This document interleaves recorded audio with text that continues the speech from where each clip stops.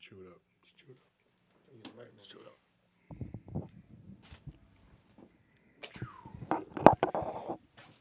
Waiting for folks to join the live chat. Why do I get the blue? I like my mic. That's normally mine. Whatever. Oh, you spit a lot too, so. Spit hot fire. My desire won't stop rapping until I retire. Isn't that kind of what you do when you retire? You pretty much stop whatever it is. I thought that was kind of weird. You want to turn some of this on? Okay, folks, we're waiting for some people to join the chat, the live chat. I brought Mushu out of the dungeon because I wanted y'all to know he was still alive. Actually, I came by because I heard all the smack talk that was going on these live streams. I heard you were talking a lot of Waterboarding has ended. I'm here to defend myself. Yeah, defend yourself. That might have been true once, but now rules are meaningless. Defend yourself. What movie is that from? I don't know. Fist of the North Star, dude. The I haven't seen that in Japanimation. forever. It's a Japanimation. It's You like showed me that the when I was original- like, what, 12? I have no idea, dude. No idea when you saw it. I keep up with your age and growth and all that. Now we got the chat between you. I appreciate that, Jeff. Or Jesse. What do you say? He's been missing me. That's going to be tough to read, Yeah, the names. They're pretty small. Yeah, you got to kind of move in. I didn't realize. I thought you were just blind. That's cool to see. Maybe we should just move the computer towards us a little bit. There it is. There you go. My wife gave me a list of stuff I needed to talk about here.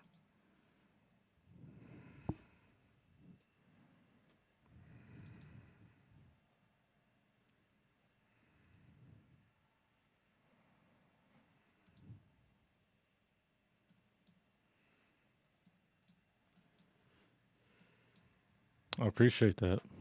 I love my chain too. It's actually a $25 pendant. I think you got me, Wolf. An $8 pendant? I don't know how much it was. You got it for me. No, that's an entire silver bar. That's an ounce of silver, Yeah, and then it's a dragon. it's $25, right? So you're the dragon. What's it worth? I don't know when you bought it. I paid $30 for it back when it was not even worth $30. Now, not the silver itself, but it was because of the silver's going up, folks. Let me give you some advice. Our currency is based on fiat money, and you need to go and invest in precious metals as soon as possible. I'm talking gold, silver, palladium, platinum.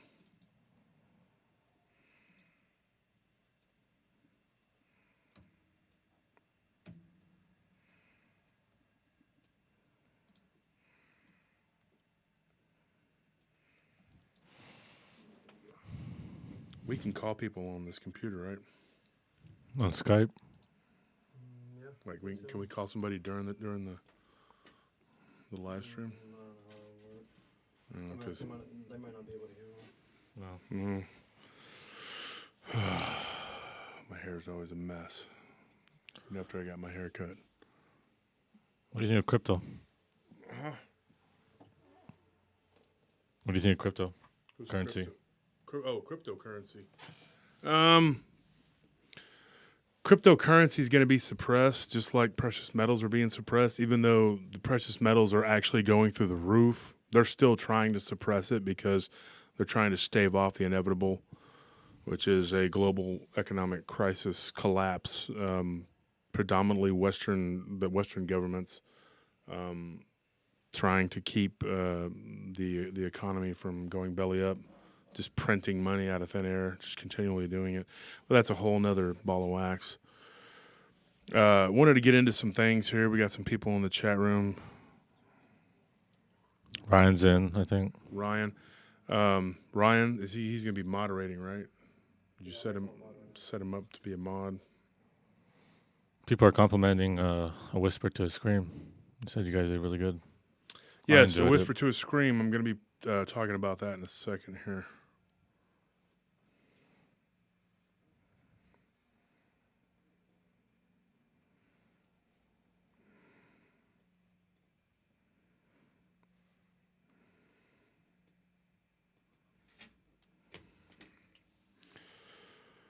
As soon as we get some more people in here, and we'll talk about the art contest. We have the art contest going on, and that's coming to a close. We posted the art submissions to the Paranormal Round Table page.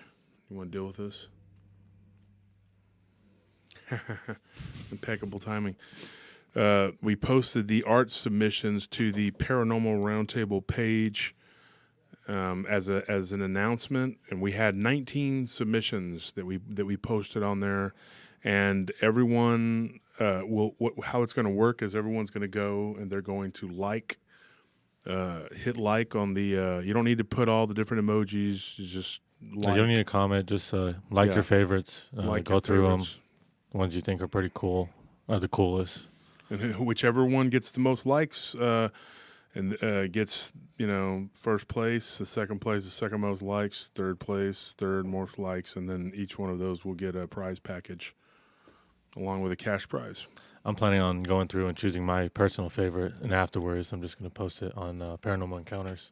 Well, that's awesome. You can do that. Here's the thing. We're going to do a second contest. We're going to start that immediately after tonight. Begin sending us your submissions for Goatman. Goatman will be the second cryptid or creature or entity, whatever, that we're going to be drawing. So the Goatman will be the next contest, and just going to go on and on like that. And we're going to keep going. We're going to keep doing it. It was a hit, and so I actually got more than 19 submissions. But believe it or not, a couple people sent me their thing, and they were like, "Hey, I don't want to be a part of it." Yeah, they just sent me pictures and were like, "This is just what I drew, but I don't want it to be in the contest." So I was like, "All right." Well, it's a coping mechanism for some people. I understand that. Just putting your thoughts on paper helps. So sometimes just and here's the thing: there were a lot of good ones. If you posted it on there, your names are not attached to it, and in fact, the minute that I got these submissions, I don't even know the people's names, because the minute I got the submissions, I just put them all into, and I submitted them into my profile, into a folder, and then I just stuck them all on there. And so if your picture is chosen, you're going to have to probably reach out to me and say, "Hey, my name, that's my picture." And you can't cheat, because I'm going to be able to just go back and look it up on Messenger and find your picture. That's your picture. So it's a pretty easy way to get it done, and you guys will be able to have your prize. I don't want to look, Curtis. I don't even want to bother. It says, "I've done a Goatman eyewitness video." That's cool.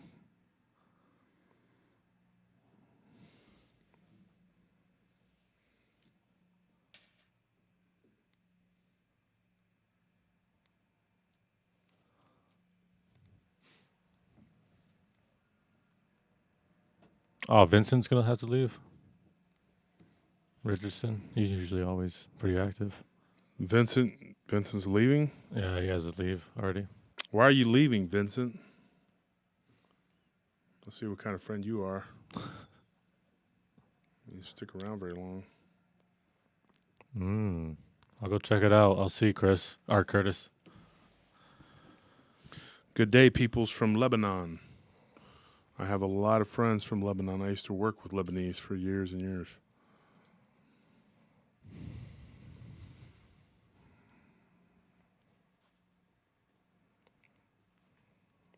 Ryan asks, "What is Goatman? A satyr or Satan, or the same thing?" Depends upon who you ask. And Goatman can be anything. You want to draw the Pan-looking character, that's fine. You can draw him, or you can draw him with the goat head. However you want to draw him, Goatman. People see it in all different forms. Jesse H., thank you for the $5 donation. We are trying to generate some income so that we can help Ryan get better equipment, and then he can start promoting. We could start doing the show, A Whisper to a Scream. A Whisper to a Scream podcast, episode 2, which was the Genosqua. We dropped that. Ryan finally got it out Monday morning. He had some problems getting it out, but we did it, and we dropped. And that was part 1 of on that second episode. That was just part 1, and the third episode will be part 2 of the Genosqua. So, Yeah, Curtis had to work quite a bit, and if I'm on it too much, I kind of overshadow this big guy over here. So I gotta let some of the other guys come on. yeah, that's what happens.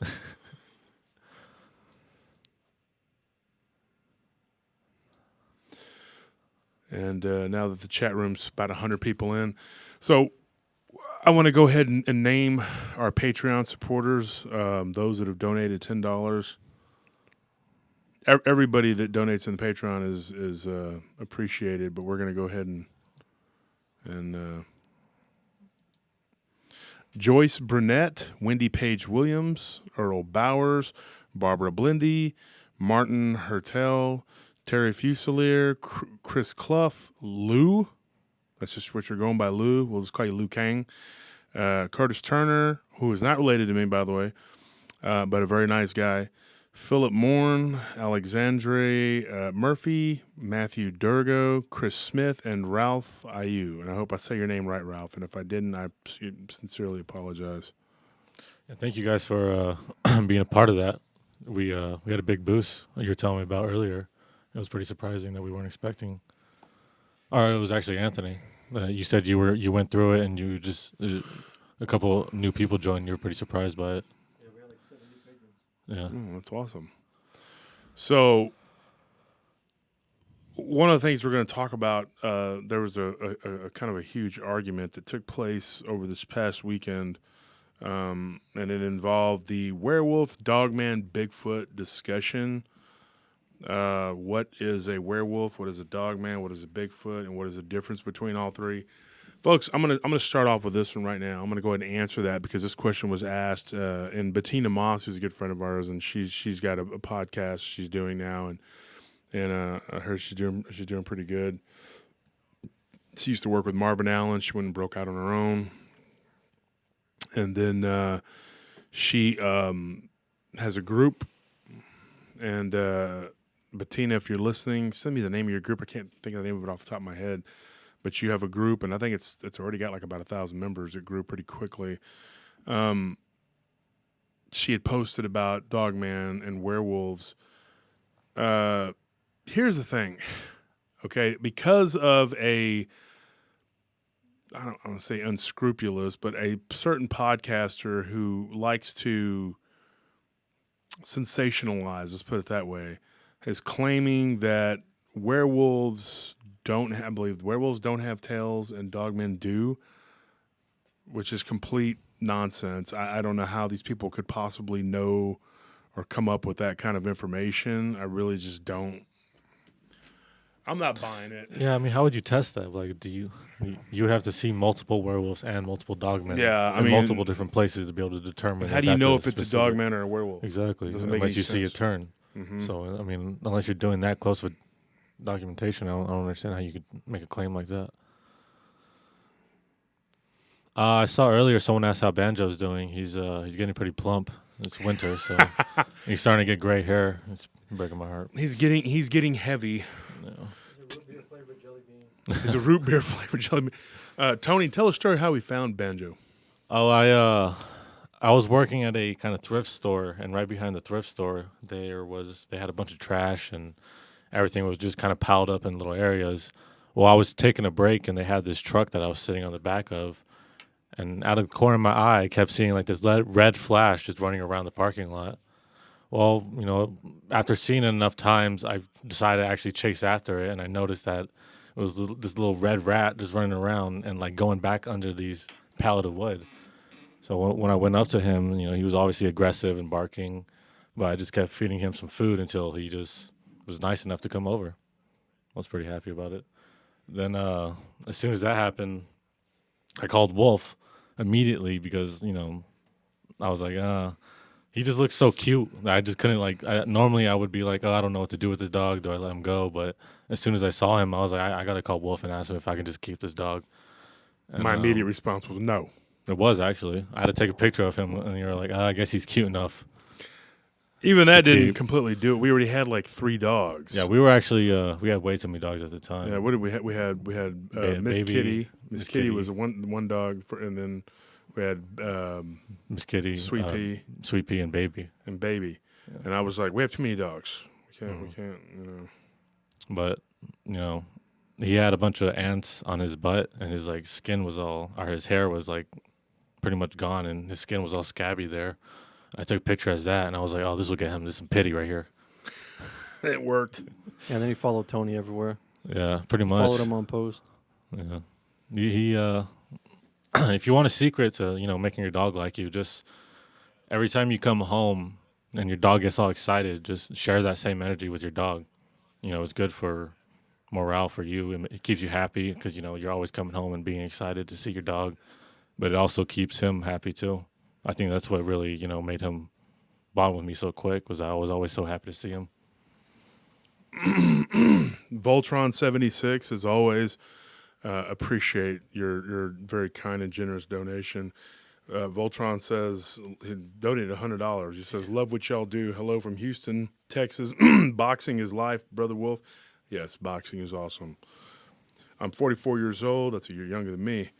Nothing but love and respect. What is your nephew's podcast called? I'm trying to find it. Thanks in advance. Carry on, peeps. I don't know, but if you're referring to my nephew or you're talking about Ryan, we did a podcast. We're doing a podcast called A Whisper to a Scream. It comes out on Sundays.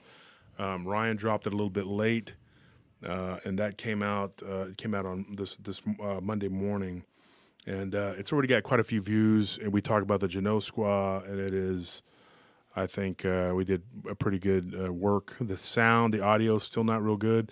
And, folks, that's what we need the donations for, because we're going to try and help Ryan get a decent setup, much, so we can get him, because money's a little tight for us right now because we're trying to buy some land, which I found out today that the piece of land we were trying to get is probably not going to happen, so we got to start over. I had practically a nervous breakdown today. Just so freaking tired and fed up of trying to get this done. So, in the meantime, I guess we're just going to have to tough it out. Yeah, Voltron, you are a beast. I appreciate that. No, that's pretty awesome. Very, very, very awesome. Everyone that donates, I appreciate it, because we definitely need the funds right now to get the show the way we want to do it, for A Whisper to a Scream, and I think everybody's gonna benefit from it. Everybody that is a part of our deal that we're doing here, we're all family here. We are all family. I mean,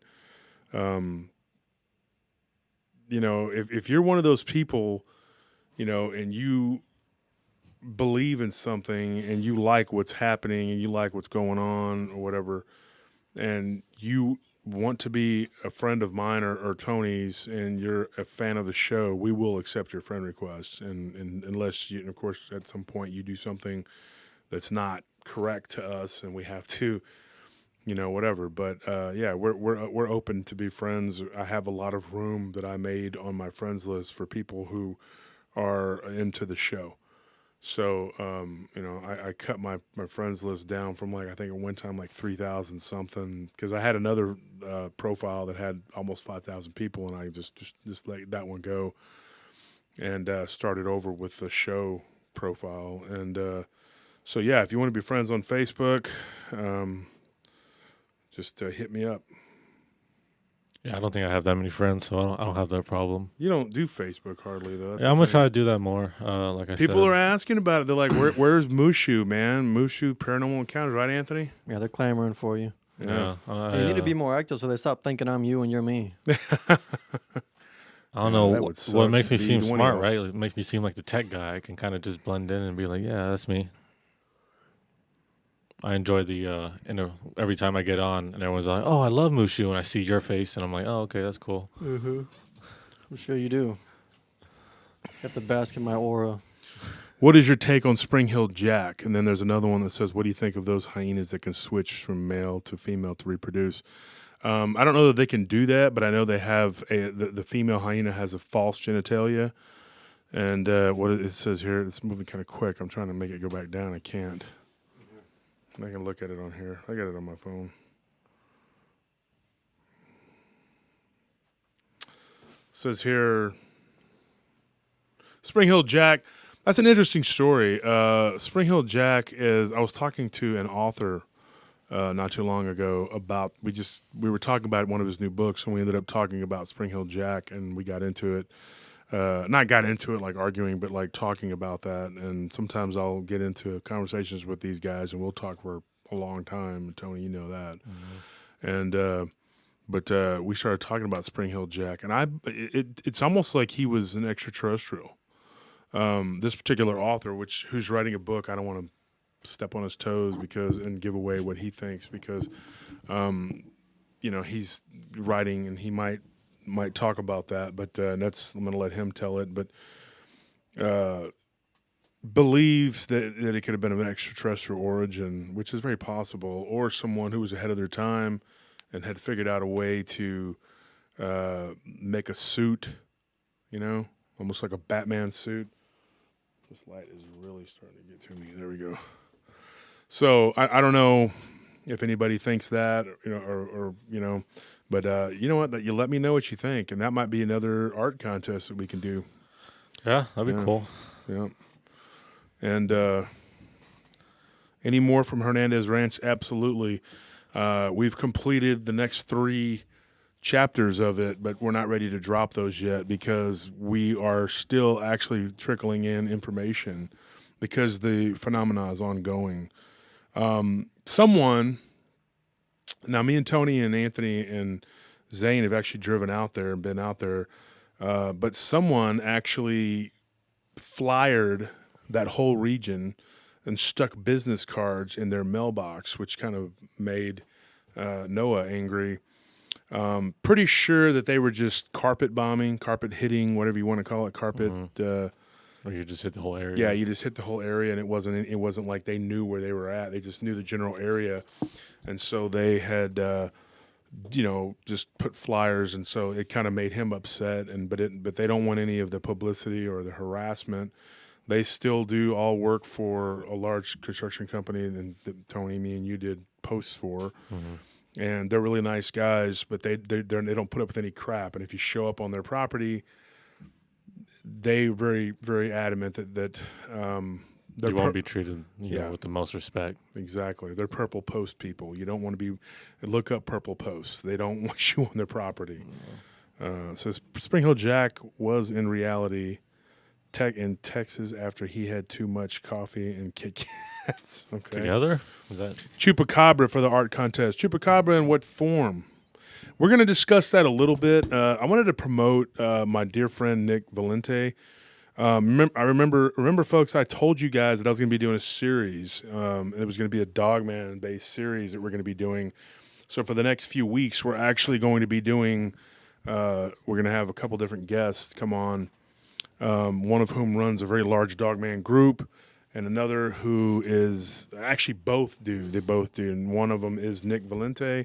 He'll be on Friday, and it'll be the first of a 3-part series with Nick, predominantly talking about the Dogman phenomena, but also touching on some of his exploits into other cryptids.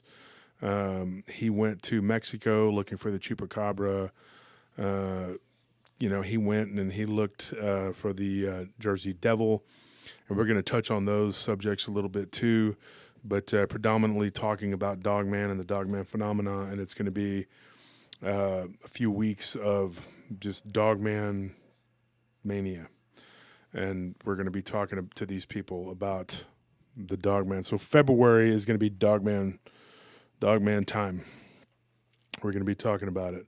That's exciting. Yep. So me and Nick are going to be, he's going to be kind of like my guest / co-host, and I'll be telling some Dogman stories, and he'll be telling his encounter, and some Dogman information will be coming out that he is in the NADP, And just in his region, he has covered 367 stories to date.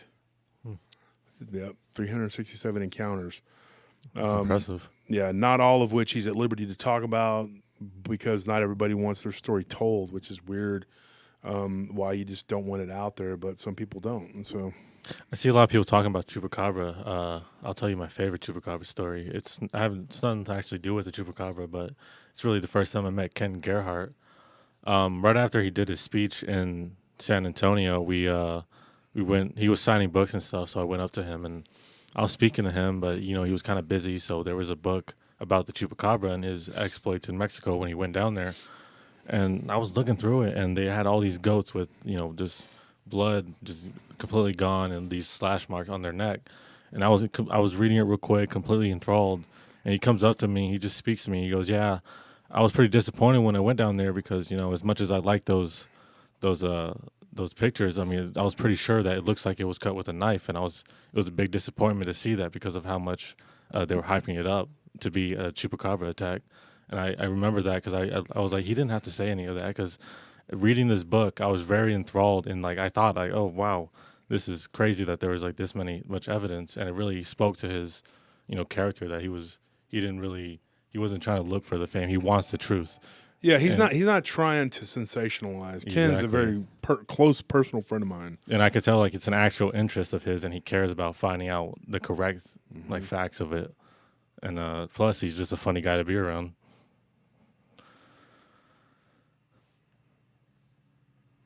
Jeez, Voltron, good luck on your shifts. 16 to 17 hour shifts. I've done those, man. Believe me. When I was starting my company, I was practically living on post. I mean, that's pretty much when I'm not here, I'm working. Yeah. Yep. I had to work last weekend and do a fire watch, and those are boring and long.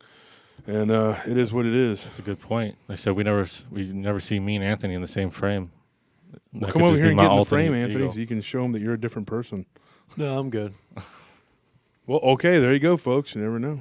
Yeah. I guess one has mysteries glasses. of PRT. One has glasses and one doesn't. We both do, actually. One has a bigger head. Tony has a bigger head. He just has a bigger body.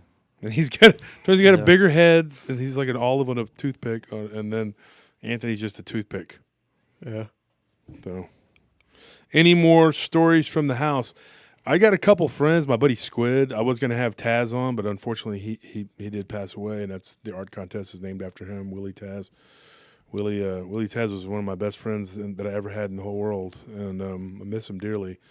Yeah, stories from the house. I can tell you, Tony's stepdad actually had a crazy story that happened to him in the house. My friend Jack, we were trying to get him on. He's a big guy. Looks like a cartoon villain. You could draw him as a cryptid. He had a crazy encounter in that house. He told my wife about it over the Christmas holidays. And Squid, we were set to record with Squid, and then work came up, and we didn't get to do it. And that was about 2 or 3 Mondays ago, and we didn't get to do it. And he was going to talk about his experiences in the house because everyone had their own experiences. And I think I've heard everyone besides Squid, so I would have. You haven't heard Pete's? I haven't heard Pete's either. Yeah, Pete's up in Leadville, Colorado. Yeah, that would have been. And when I do the interview with Carrie Eaton, we're going to talk about my friend Pete and he does Bigfoot research. We talk about him a little bit. He comes up in conversation, but Pete had a doppelganger experience in the house, and amongst other things, my friend Jerome. Like to get him on the show, but he works for Tesla, and they're in transition right now, and he is busy working all the time, and he's been busy for the last year.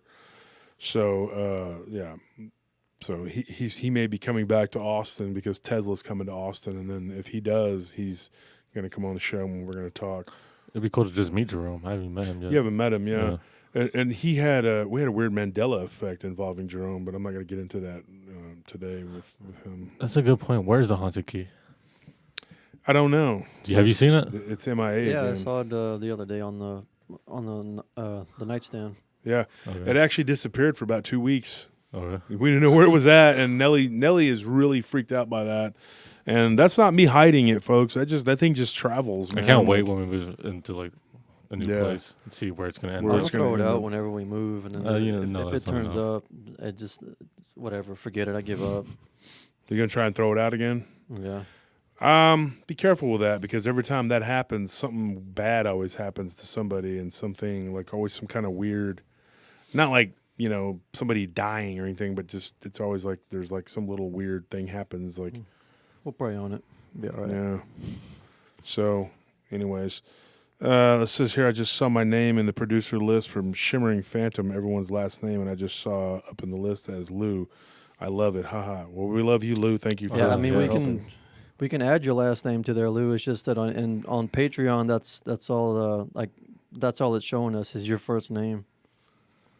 Well, I was happy with it. I appreciate you, keeping your secret identity from us and not really wanting to be a part of the group. I see. It says Josh. I think I gotta go back and read it on my phone here. Particularly San Diego. What type of reports do you get in the SoCal area, Josh? I will tell you in just a second. Lamp of Light. Josh, I think the question has been asked, do you plan on writing a book about all these experiences? Yeah, when I have a place to do it, and I have a little more time, just pressed for time. I have to work all the time because this show doesn't make the money. It's not my bread and butter. I have a security company, and that's how we make our money. And security business is a lucrative business, but it's like you're running several businesses at once when you have a security company, especially if it's successful, because you end up with a lot of different clients. And so, yeah, it can be. Do you mind if I turn this light a little bit? It's like blinding me. No, that's fine. Okay, thank you. So, it is a lucrative business, but it can also be a very pain in the rear end business. You have to just really constantly be on your toes. Scariest security guard story. I'll get to that one in a minute. Let me tell the SoCal San Diego story. I got attacked when I was in San Diego. I can tell you this is not even paranormal, but I got jumped and was attacked by about 5 or 6 dudes in the barrio, and I made it out. So that's a pretty scary story. Someone keeps asking about the Mongolian death worm. What is that? It's supposedly a worm that lives in the sand. That's about all I can tell you. And it says, I just listened to the Dark Waters episode of Dogman Encounters Radio recently. Are you still doing an episode with him, and are you still trying to get him and Vic on good terms? Yeah, but I think in order to get them on good terms, it would take money that I don't have. It has to be worth it, I think. Yeah, To be able to I speak mean- to each other first. And let me go back. It says here. Anyways, I got a La Chusa story out of San Diego, and eventually I will tell that one. Just keep reminding me, email me, hit me up on Messenger, and remind me about that, and I'll tell you. Scariest security guard story. Church of the Forgotten, which was picked up by the Travel Channel. Michael Sheehan, he's a good friend of mine. He's one of the producers of These Woods Are Haunted, and that was probably my hands down single most scariest story. But there was a building that we're going to do a show on, and Tony's one of my favorite stories that I've been, itching to. yeah. So get Tony's probably on, going to so. co-host on that one. I think I would probably like to have all three of you guys, my nephews, do that one together with me because you guys have all heard the stories over the years. Yeah, I'm going to talk about that building. It was the one that Tony Duran mentioned on Black Hellhounds of Taylor, Texas, on that episode. And I do plan on bringing Nick Taylor back on. I know a lot of people were turned off because he kind of co-opted the show, whatever. Well, the thing is, Nick came in, and he had been having a few drinks, and he was just really excited and wanted to be a part of what we were doing. And Nick's not a bad guy; he's a very good guy, actually, a very nice guy. And Yeah, he to has be fair, he said himself, he was like, yeah, I understand that why people are kind of put off. I didn't bring my A game. Yeah, A game. I didn't do my best. But, yeah, I mean, he's got a lot more to offer. And, I mean, he's just a cool dude. So we would ask that y'all give him a second chance. Yeah, just give him a second chance. I mean, at the very least for us, just give us the views, and you're not going to regret it. Yeah, thank you, Sir Paul, for your. It says, "Hey, got through on the Finding Bigfoot show. Thoughts on the Bigfoot? Let me read it on my phone here. Hey guys, thoughts on the Finding Bigfoot show? Do you think they came across any other cryptids while out there? I know this. Ken confided in me that he saw a UFO when he was doing Missing in Alaska. Like he saw something in the sky. He didn't confide in me, but I mean he told me that they saw something weird. Him and Jax when they were doing the Missing in Alaska. Remember you told us that at dinner. Yeah, Yeah. the Mexican place we went to, I think. Yeah, on down the Riverwalk. Yeah. Hey guys, thoughts on Finding Bigfoot show? Yeah, and thank you for your donation, Sir Paul. Appreciate it. Death worm is found in the Gobi Desert. Yeah, I think someone said it's like 5 to 6 feet long. It's like Yeah. Tremors. Have you seen that movie? That's what they're. Yeah, I've that's a been seeing classic people movie. describe it. Kevin Bacon. Do we have stories of dogs, ghost dogs? Yeah, actually we do. Of them saving owners from evil entities? Yes. My dog used to do it on a regular basis. He would always protect me. Would love to be a guest on your show in the future. I wrote 3 books and stay active investigating. I'll email you guys. Yes, or send a message on Messenger, either way. My family knew a lady whose home was built almost on top of a mound. Lots of freaky stories. She had knives stuck in the ground all around her house, I guess, to keep evil away. The Arabs do that too. They put knives on their walls. Do you know why? Because metal supposedly keeps the jinn out. Is there a certain type of metal? I don't know. I think it's iron. Yeah. I think basically. I mean, I 'cause think you know, it's like basic silver. science because it breaks up the electromagnetic impulses. Oh. So, and I don't know. And we're going to be doing a show pretty soon, which I need to write that down. There is a show we're going to do about a Brazilian exorcist that I got some more information on that I need to.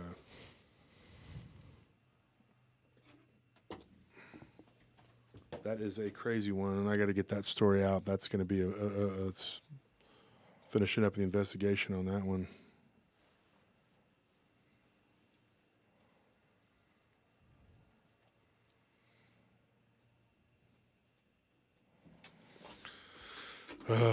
That one gave me chills listening to it. Falcon Customs, thank you for your donation. We appreciate it. And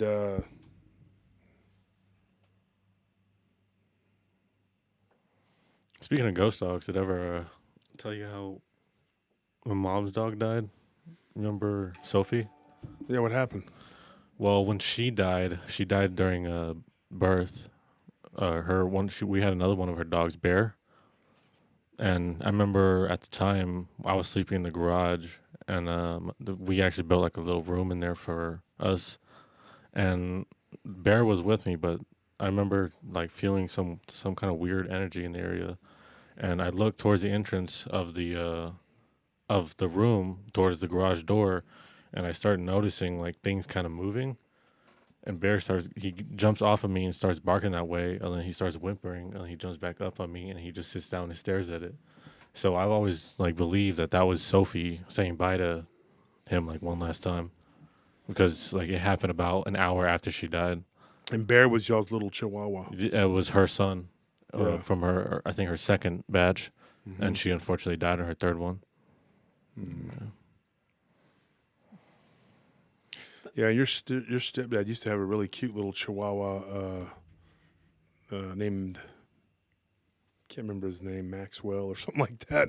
Radar? No, it wasn't Radar. They took him to the coast, and he ended up getting Oh, snatched up, but down in Port Aransas. Lamp of Light, thank you for your donation. It says, thank you, Josh, for keeping me entertained for a year. That's awesome. It says, my dad said when he was a teenager, he could hear his dog barking for a week after she passed away. Yeah, when my Ivan died, I had a Mastiff that I had for 16 years. It's hard to fathom how long that is to have a big dog like that. But, yeah, there was a couple times where I thought that he was, jumping on the bed or coming up to the bed to hit me with his head and waking me up, and I woke up and he wasn't there, and I remembered, oh yeah, he passed. It's hard. yeah, it's difficult sometimes when you just notice their absence. is really painful sometimes.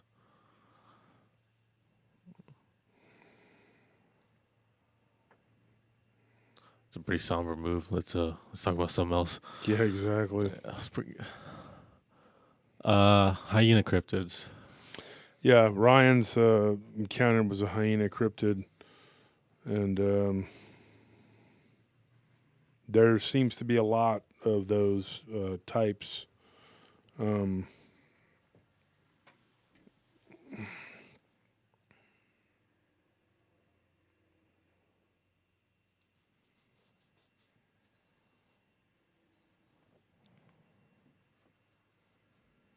I always found the hyena laugh probably one of the scarier things to find in the animal kingdom because you expect a roar or like a, some kind of weird hiss or like a shriek, but just hear something laughing at you as you're running away from it. Sounds pretty frightening.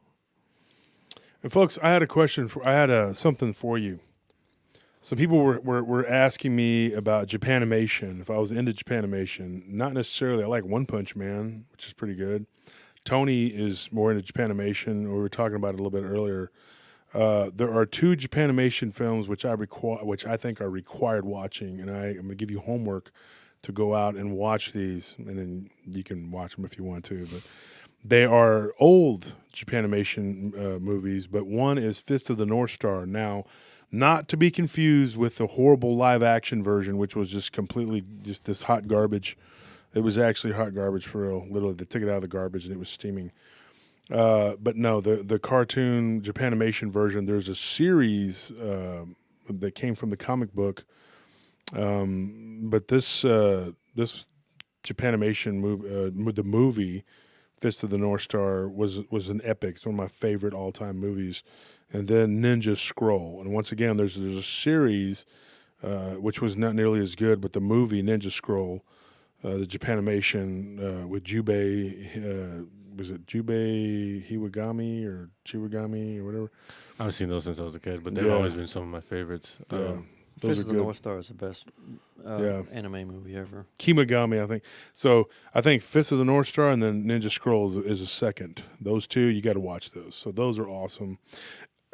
Another thing I have to talk about, which is something I really don't want to have to talk about, but it is something that I'm going to have to talk about, is a lot of folks, and I'm not just talking about older generation, I'm not talking about just the boomers or the Gen Xers, but apparently people as young as Gen Z can't figure out how to, and it's not making fun or anything, but are having trouble when we post a link to the show, or one of our shows, me or Ryan or whoever, will post a link to the show on one of the groups, and they'll be like, "Well, I tried to open it and it didn't get. Couldn't go to YouTube."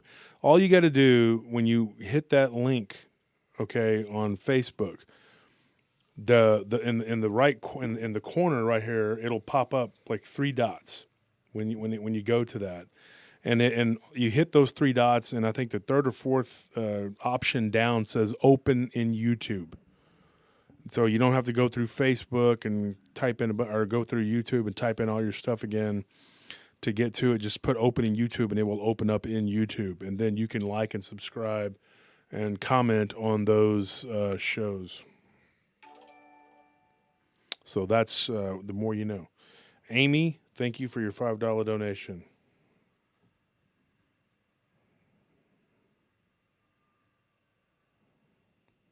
I like Ultraman 2 and Godzilla, but Place your bets, folks. King Kong or Godzilla? Who's going to win? I don't see how King Kong could beat Godzilla. You know what? Shut up, okay? I don't even think How? they're gonna. There's no way they would let them win. There's no way they're gonna let them have a winner. What's gonna happen is they're gonna Godzilla fight. can destroy an entire city with Exactly. Fucking King Kong. with just Yeah, a sneeze. But there's no way they're He's a gonna let walking one nuclear win. weapon. King How does Kong that was work? a child. It was just a youngster I mean, in the King movie. Kong is cool. I like him, but Okay, imagine when he gets to his how full does that strength. even work? Okay, look. Did you see him beat up that weird-looking reptile creature thing, whatever? Yeah, but Yeah, that's With but, the I big mean, boat here's the thing. anchor. I think they That's what have he's the gonna do to movies out of Godzilla. He's order. gonna I mean, choke that him out. because that weird looking thing. It cannot breathe a nuclear explosion. going from Exactly. King Ghidorah to King Kong is kind of weird, and it's kind of like a step down. So it's kind of like if King Kong, when he fully reaches his maximum potential, his skin's going to be impervious to the radioactive whatever. Okay. Something's gonna happen where they're gonna have to team up or something. It's That's exactly what's gonna happen. It's gonna I'm be telling you. cheesy. They're not gonna let one predictable. win. I mean, it'll be fun to watch, but it'll be I mean, I'm there for the predictable monster and fights cheesy, anyway. whatever. I'm hoping they But lessen it's not it. meant to be a deep movie. It's just meant to be fun. Well, So if I can beat up a that's the whole reptilian, I point. think that King Kong could beat up Godzilla. That's my opinion. I'm sticking to it. What other old Godzilla movies would you want, or monsters would you want in the new movies, like them to redo? I was looking through back and I saw some of the like King Caesar. Seemed some like I remember his design and it was always really creepy to me. Oh, Jesse H donated $5. Thank you, Jesse. Thank you, Jesse. Appreciate it. Since these two weren't going to acknowledge you, I will. I'm reading the different comments, Yeah, sir. You're except the techno one that, guy that the who's guy arguing- paid for. You're going to ignore him. What truck do you drive, Josh? I drive a Tundra. How many times I got to say it? I got to get all sass mouth because I'm over here being attacked by my own nephew. See, Lampolite, one blast from Godzilla would kill King Kong. Thank I you. agree. No, Look, because I'm on your impervious side, because Anthony. he is growing because of the gamma.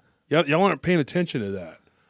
He's growing bigger because of the same stuff that's made Godzilla. So that's not going to hurt him. Y'all don't get okay. Whatever. Y'all keep thinking what you want. Godzilla's arms are like this. Yeah, that's exactly what I think, Paul. You know, I think it's and- Mecha Godzilla fighting him, and And- Godzilla is just like recuperating from his fight with King Ghidorah. Yeah, and also I think we Godzilla's can going to be all agree weakened the from first fighting Godzilla Ghidorah. remake movie was awful. God, that movie Just because such they a didn't show massive enough of the disappointment. monsters. He was like on the screen for 5 minutes at the last, at the end of the movie, and that's it. If there's one thing that they should have taken from You don't any think of this the last movies- one was good though when he fought Ghidorah? No, this No, last this one was last cool. one- Yeah, The- the last one was the, good, The right. first Godzilla remake with Bryan Cranston, like Yeah, that one was horrible. they did the same thing that they did to Godzilla that Michael Bay does to Transformers. They make it all about the humans, all about the people, and it's Yeah, boring. and speaking of Transformers, Michael Bay had this whole universe. If it was just him, the writers, whoever, but they had this whole amazing universe. Transformers have a very deep universe full of characters. Yeah, And he it was chose a to fully- make up like ghetto bots and all yeah, kinds it was of a fully crap. fleshed out menagerie Hatchlings. of characters. And yeah, like what is that? The hatchlings will keep dying. Like what hatchlings? What was all that? The fallen. I mean, you know, with the Nonsense. bristle block heads. I don't know. I didn't get it. It was like there was so much. There were cool things about the movies, but so many things that they could have left out. I mean, like, you know, and just put in the actual characters from the cartoons. You know, from our childhood. You know, I mean, they had so many to choose from. You know, it was just so ridiculous, man. They just. And then so many explosions, and then there were all these people shooting their little pea shooter guns at them. It was just dumb. Yeah, I don't understand the whole point of having a lot of humans in these monster flicks or robot flicks. And then It's like- Prime riding on Grimlock, or what was it? He was, you know, I don't know. It was first he just- beats him up and then rides on him like he's Bunch with a of sword. It nonsense. was just, come on, dude. And then the Bumblebee movie was just awful hot garbage too. So I'm just gonna go. they're big Transformers fans. I didn't really. Bumblebee grow up with wasn't Transformers. even a big bad dude. He was a scout. Yeah, He was a like- weenie. I mean, come on. I mean, you know, he's fighting. He was useful, but he you would know. always get beat up in the cartoon. get They were kidnapped. Always, yeah, he was always getting kidnapped or getting beat, getting the crap kicked out of him. I mean, he was not like that. Wasn't his purpose? Was to just be fighting. He was a scout. He was useful. He was smart. Are there any stories of griffins or angels or avians, as they call people with wings? Yes, absolutely. One of the more famous stories was people in a platoon in Vietnam that were on a boat, and they saw this like black. It was feminine, and it was completely black, like black as night, and it was naked female with wings that looked like a demon. It looked like you would think of as Lilith.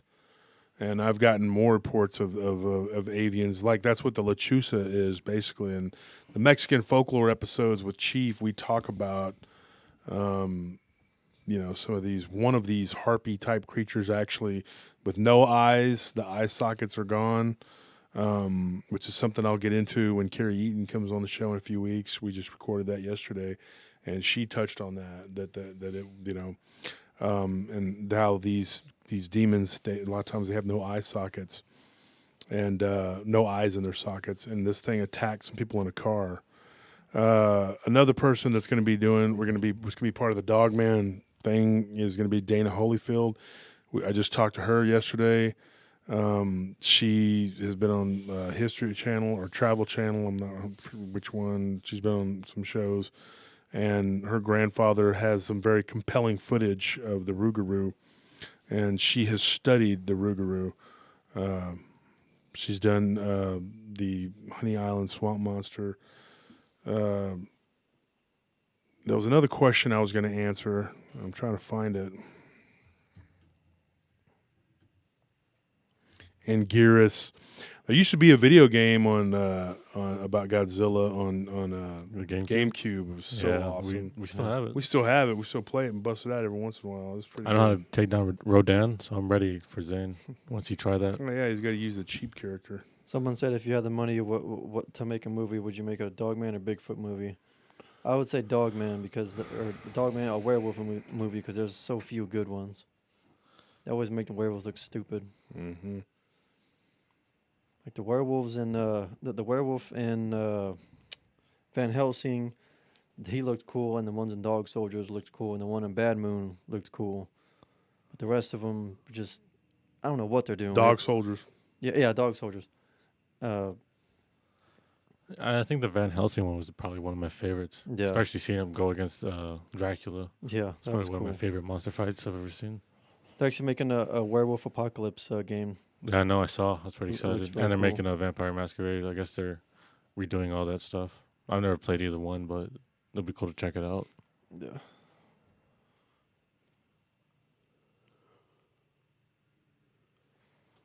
Says, what do y'all think of the connection between Dogman and the rake type creature? We know they fight. Yeah, they seem to be enemies. Not that one's a good guy or bad guy. They just seem like they just hate each other. Territorial. I got another rake story today. The lady that cut my hair, told me a rake story, which was that was pretty mind-blowing. She was in Arkansas, and if you guys are putting questions up there and I didn't answer, just post them again so I can find them, because I'm trying to find one, and it was something I wanted to answer, and I can't even remember what it was, and I just lost it.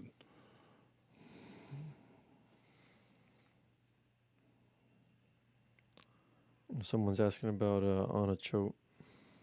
What about Anna Choate? They're just asking if she's okay. She's doing better. Yes, she is. We just talked to her. Her and Nellie talk like all the time.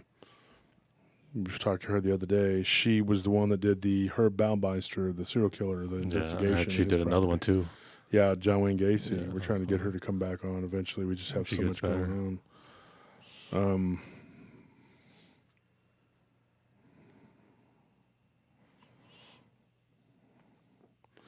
Any information on the Church of the Forgotten?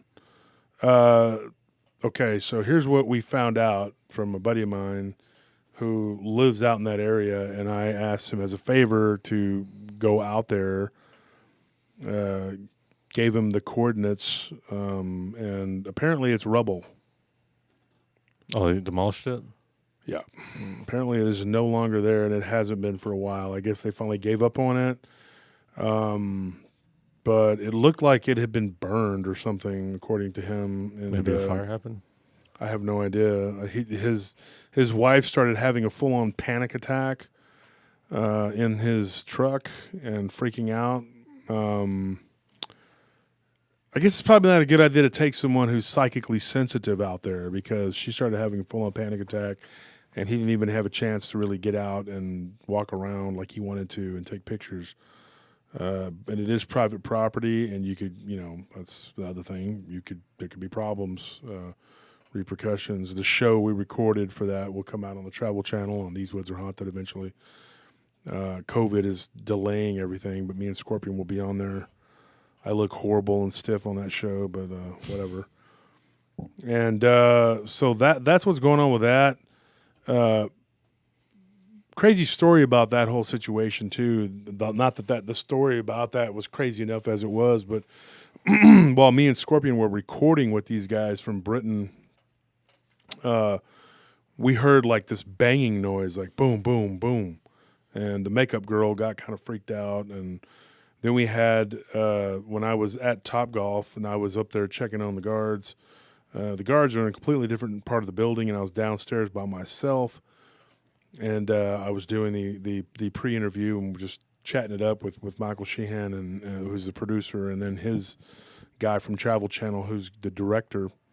And we were going over the story and just asking me the questions or re-asking me the questions because they're pretty thorough, and they want to make sure that you're, telling the truth or whatever.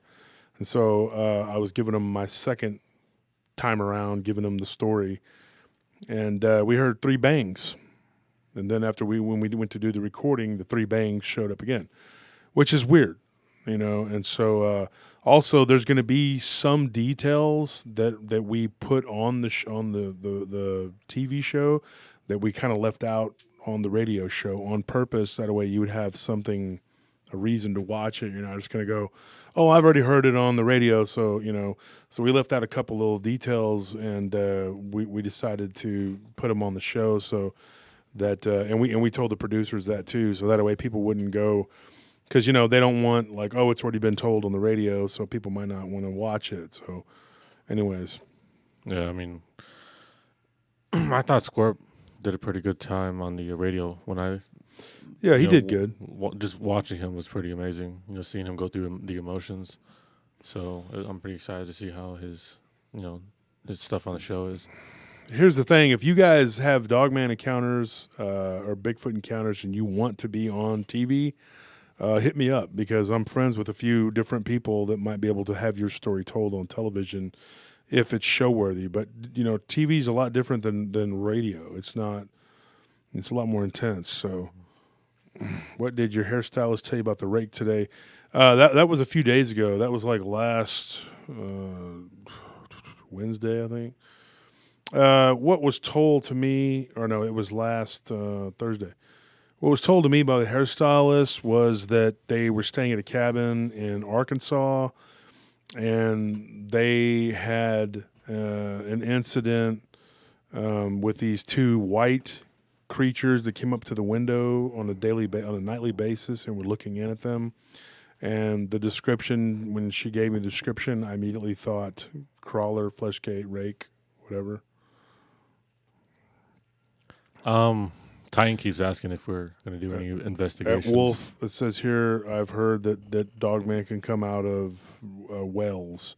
Yes, there was another church, that I didn't have any experiences at. I've been out there, and I haven't had anything happen to me. But it is a creepy place. And, a guy used to work for us. Anthony knows him, who was from the city of Lockhart.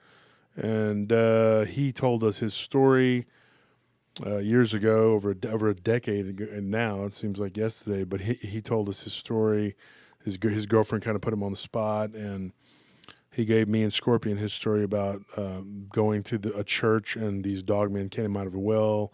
That was on episode, was that 58 of Dogman Encounters? I can't remember which one I it was believe exactly. it was episode 58. I have my phone on me. So what was the other question? There was a couple ones I want to go over. Someone Go asked if it was do you think anyone's actually met the devil? Like, Sure they have. do you think? I would think it's impossible to figure out, right? How would you be able to tell if that's actually? I can give you one surefire way. You go to Washington D.C. and any one of those politicians you meet is probably going to be the devil. I don't believe that. I think they all deal with like the lower tier. They just think they're high and mighty. No, they're definitely devils, but I don't know about the devil. That's why they were asking if they ever met the. Well, there's the Family Guy version of the super devil. Yeah. And then the other one was talking about investigations. Do we have anything planned? And I was going to say that I don't. Well, I've been out to Goatman Bridge, and we went out to Hoxie, we did do that. Hoxie Bridge. Little things like that, but yeah, anything like major, like going into the forest, I'm not doing. We went to Hernandez Ranch, and we said, well, there it is, and we left. Mm-hmm. Yeah, we don't mess around with all the investigations, all that. No, that's not our. Yeah. That's not our deal. We've been to a couple haunted places, and we're like, it's haunted, and we left. Yeah, I mean, we had dinner with the I've one seen guy. all I need to see here. That's wow, that's crazy. Yeah, that's crazy. Well, see ya. So spirits follow you. Well, we're gonna leave now. Yeah. We don't like to tempt fate, folks. We're just not into that. I'm not a big fan of death. Yeah, and then someone else was asking if we've ever considered doing that randonauting. That's also a big fat no. I don't Random know that what? is. I saw it earlier, but I didn't even know it is. Randonauting. It's like this app. Remember the guy who we talked to? He was working over at he's working security over at the Google place. He was telling us about it. Mm-hmm. But it's this app that will give you like these random places to go. Oh, And people happen upon like dead bodies and just weird stuff. Yeah, or- why would you do I don't that? know. I mean, a lot of it's probably just urban legend, but some of it's probably legit. Like people, Trey Kirk was the one that gave us Yeah. that. Joe Kirk is a big supporter of the show. Lives here in Yeah. Austin. people probably get set up to get robbed on that app or something. Yeah, You don't know. exactly. Just going to random places where people are expecting you. Mm-hmm. Is your mic on? Yeah. Okay. Because I can't hear you. Who? Because you need to move toward the mic, like you're always telling us to do. Well, you're not even talking into the. I'm correct talking way. directly. It's No, in you're my not. face. Look at It's folks. in Can your you see? nose. Can you see? Look. Okay, let me show you. Look, it's on your nose. It should be on your mouth, not your nose. Sir, don't make me spank you like when you were a kid. Can I tell y'all something about this guy? I'm going to tell you an man. embarrassing story The about sound comes out Anthony. of your mouth, First not of your all, when nose. he was born, he looked like an alien. He was about this long. Okay, so I don't know how my sister Okay, Nene well, I'm had tall, him. dark, and handsome now, so I don't know about I that. don't know about all that. one of us is and one of us isn't. This That's guy. all I know. He's definitely Anyways, not dark. I'm not dark, but I'm handsome. Anyways, he comes out with this. He looks like this, and his arms. He's like, and he came out like that. And I said something rude. I said he looks like a praying mantis, and my mother's like, "Ah, pendejo, get out of here. Cátela boca, pendejo." And she drove me out of the hospital, which I was more than happy to leave, believe me, because I didn't want to be around this weird alien kid. Then he didn't learn how to walk till he was 9 because Nene would never put him down on the Okay, ground. that's an exaggeration. All right, Curtis. I feel like he knows. Okay, you were Curtis. 7, But you all have to right? exaggerate everything. I think Curtis is Okay. right. He doesn't need a mic. He's too loud. Then you Doesn't would matter. not. Then you would not eat anything if it was touching. If the carrots touched the peas and the mashed potatoes. And me and my brother were there My one mom- day, An and we both exaggeration. wanted to. I wouldn't do that. Yeah, you wouldn't do that. And My we mom both wanted to would spank never you. let me do that. Yeah. She would spank me if I even thought of it. Well, yeah, your mom disciplined you, and then your mom started disciplining okay, you that- later. That's once- not my fault that I wouldn't eat anything touching. Uh, But nothing. I did was you? a little kid. Do you remember this? Do you remember buying It's- M&Ms it's or not my- Skittles it's not and us my having to fault take the that colors my mother apart? did not Okay. beat me This whenever I kid did was a that. pain in the rear end. That's all I'm saying. He's a Okay. kid. Period. And then let me tell you another story. Now, this is a paranormal story. This is a creepy paranormal story. Okay, I was asleep. Okay, Oh, I we've got a all little heard this, inebriated, Anthony. got a little drunk over there with his dad because me and his dad grew up together. I'm good friends with his dad, and so I get a little drunk, and I can't drive. All right, so my brother goes to sleep, on one of the couches. I go to sleep on the other couch, or I guess he went to sleep on the recliner. And I'm asleep there. I'm very angelic when I sleep. I'm like, And so I'm there sleeping, and I wake up, and there's this weird little alien kid with the big old eyes, which is Anthony, holding a little red Power Ranger pillow I doll still that he remember that Power Ranger. always carried with him. It smelled That was like a- pee. Best stuffed animal, best stuffed thing ever. Yeah, and he always had it with him, and he's just standing there like this. And I'm like, whoa. Well, I probably foresaw how annoying you were going to be in the future, and I just got So you mad. came to decide to come and stare at me while I'm laying there. Yeah. Well, So so I'm what's like, going hey, on? Anthony, what's going on? Yeah, that doesn't make it any better. That's actually even more creepy. That you, He that does you not knew. answer me, folks. He stares at me with his sleepwalk stance. He didn't remember anything because he was a weirdo. And it's a live chat, so you guys don't see the noodle that he carries right now, threatening us. So he's over there staring. He's sitting there holding this stuffed doll or whatever. And I'm like, hey, buddy, what's going on? And I had to get up to take a leak. I'd been drinking, And he just stood there in my way. I had to literally push him out of the way and get up and then walk around him and then little creepy little dude that he was. So I go to the bathroom and I'm in there using the bathroom and I hear something bumping against the door, not knocking on it, but bumping on it. Or I think it was his head, going kind of bonk, bonk, bonk, So I open the door and he's standing right there, right in front of me, come and play with us, Tiny. come and play with it. Like, you I know, was like probably mad because you ate like my the kids from The Shining because you or ate something. my snacks or something. You went in there, ate my little fruit gummies or whatever. Yeah. It's probably, so I'm sure I was mad at you for taking something of mine. What, birthday cake? Because it was your birthday, so I Hey ate a guys, piece I'm of not cake. really your Sorry. therapist. I'm not going to sit here and have you guys argue about birthday cakes and Power Ranger dolls. I'm here to talk about the paranormal, We're and not mostly arguing me. about- Well, I feel like this, you We're not guys- this was arguing about the awesomeness of that Power Ranger. this is the ignoring my paranormal part debate. of it, though, folks. Ignoring He would my have vital sleepwalk importance. episodes, and that house. Now that house was haunted. There was weird stuff in that house. People talked about seeing shadows and weird stuff, and Anthony was a weird little dude. And yes, he was a weird little guy, and I was freaked out by him. And I told my sister, I was like, "Your son is a weirdo. He's Stripes a freaking is, weirdo." Stripes is dead now, isn't he? Stripes is dead. Yes, we believe he is. That's unfortunate. But Tony, when he was little, he was a weird little dude too. I met him when he was a little bitty guy, and we went to go eat at some burger place, and he would just sit there and chew and look off into space. And it took him You know about what? 45 minutes to eat part of a cheeseburger. You know, I was Like thinking the back lights were about on, that. but no one's home. I was thinking about yeah, that. it's the lights on, no one home. I was thinking back about that and why I would do that. And a couple of times, I remember you would talk about how like I would take forever to eat food when we went to all kinds of places. I was thinking, I was like, why did it take me so long? And I remember it was because when I was younger, my mom wouldn't let me just leave if I didn't want to finish it. I would just sit there. So Yeah, I I would remember her always having eat to food, threaten you to eat your food. It just was so ridiculous. Because I would eat till I was full, and then I would be like, "Oh, I don't want any more," and she'd be like, "No, eat You it all." you were full in 2 bites. No, when I was younger, I Yeah, wasn't you were like an that. annoying little I just kid, got too. really bad when Folks, I was a great little kid, Mm-mm. and people would have loved to have had me as a son, but my parents didn't love me. And these two had all the love in the world, and they were terrible kids. I wouldn't Anyways, say all that. bottom line, folks, I wanted to let everybody know. Everybody was asking about Linda Godfrey. My wife's been staying on me about messaging her, and I did, and she just messaged back. And I asked how she was doing, and she said she's doing a little better. So keep her in your prayers. Linda's been having some health problems, and she's a very dear friend of mine. And I like Linda a lot, and I'm honored. I'm honored to say that she's a friend, you know, and she's a part of the great tapestry that is this community. So A lot of, if not most of the Dogman / paranormal community would not be where they are, and the community would not be what it is without her. You know, were it not for her to do what she does. Yeah. I would give credit to certain individuals in the Dogman community for a lot of their hard work. Linda, Jody, Vic, Yeah. and even Dark Waters. I mean, you know, Dark Waters, a lot of people don't like him. He's kind of the outcast, the bad guy, the bad boy, whatever. I'm friends with him. He's never done anything to me. The day comes that we're not friends, well, then we're not friends. But up to this point, he hasn't really done anything to me. And so it kind of makes me mad when people just disparage those individuals based on what they've heard one way or the other because you don't really know them like I do. So Thank you, Jesse H, for the $5. I'm not gonna read that, but I appreciate it. I am. He said this one's for Mushu. Learn to drive.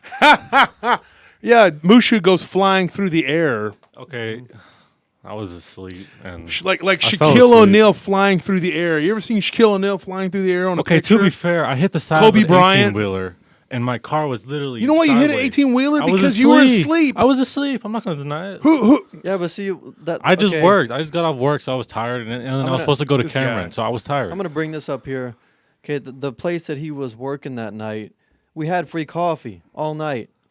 So I don't know why you would get behind the wheel half asleep and just to have a cup of coffee.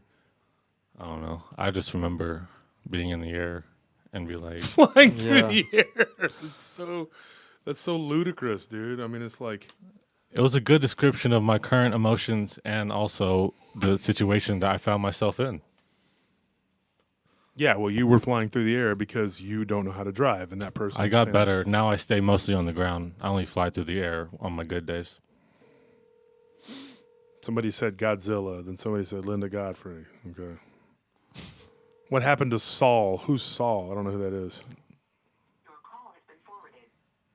That probably means Sal. Yeah. Our buddy Chief has been. He's doing the fight stuff again, and it's him and Chris Trammell are really good friends of mine, and they're like 40 years old, and they're still fighting, and they're pretty good at it. And so it's pretty amazing that they're still fighting. And Chief wants me to start co-hosting a fight podcast, which I might be doing too at some point. It's something I know a lot about. I've fought for a long time, and I know a lot of fighters. So if anybody's interested in that, and another buddy of mine wants me to do a show, we want to call it Outlaw Stories. And it's all about the old days. But I thought some of that might be a little too incriminating, so I don't know if I'm Yeah, that do might all be, that.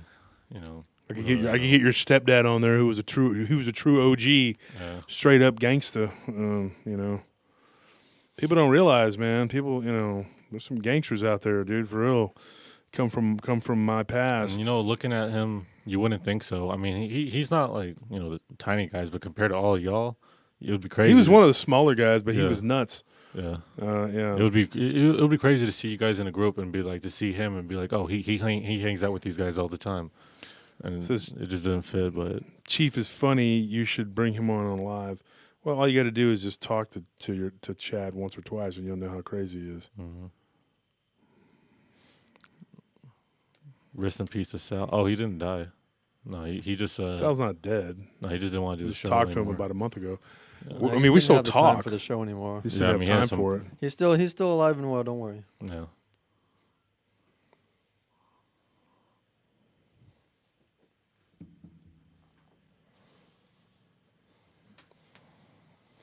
Yep. And so A lot of people ask, I've seen before, like, what's it like, you know, being around Wolf on just like a normal basis, and it's pretty much the same. You know, like sometimes he'll just go into these long stories a lot, and usually interesting to listen to. Sometimes you hear him over and over again, so you get kind of you know, tired of him. But that's why I'm gonna be honest. I mean, jeez, thanks. that's why I like to stay, like, you know, that's why I don't like to know too much about the stories beforehand, because it keeps me like, I know I can give my honest opinion and say as invested as I want to be.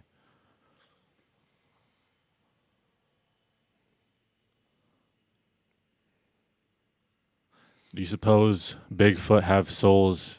If so, would they also haunt? I think anything that's alive on this earth has a soul. I think they probably are souls. I mean, it's just my opinion.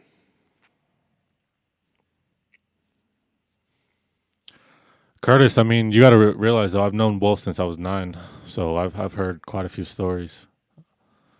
Yeah, you were hearing them, but before you ever knew me. Yeah, Yeah. because I would hear them from Chad. I mean, I remember one of the first stories I heard from Chad was just some Superhuman, where he was telling me. I remember my stepdad used to work on cars a lot, and I remember we were working on one, and we were taking off a nut on one of the tires, and we just couldn't get it. We were trying leverage.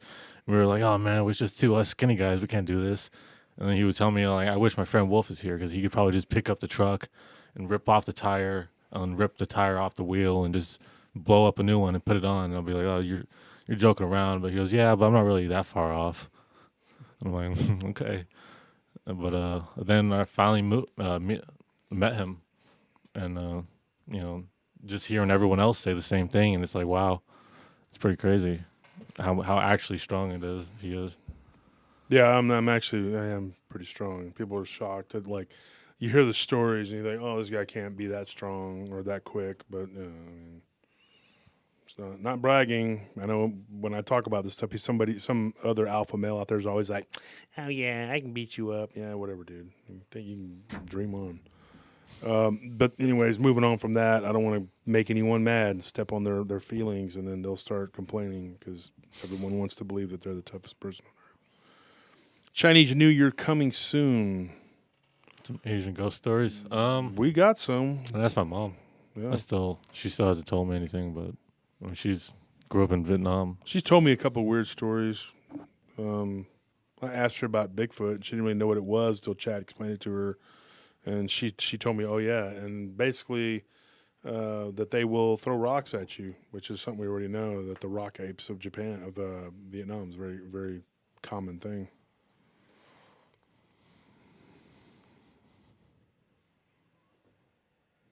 Who walks out? Josh, Mushu, Tony. All right. Bigfoot and Dogman. It depends on the Bigfoot. Depends on the Dogman.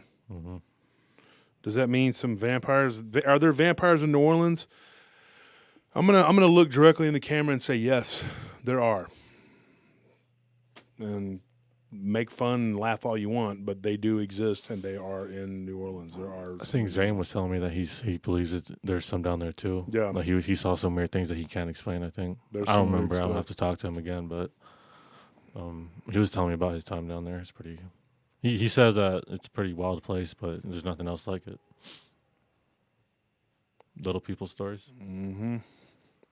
Little people stories down in 6th Street. We have a lot of stories about little people that live, little monitos duendes that live in the walls. I think those stories creep me out even more than the ghost and Dogman stories. I don't know why. I was interviewing someone that that's going to be coming on the show eventually, Kevin Panay, and his wife is Melissa, and they're supporters of the show. They sell shark tooth necklaces. I just purchased some from them. They do good work, and it's prehistoric shark teeth. And he was talking about these little people. There's a ton of stories about them in Hawaii because that's where he's from.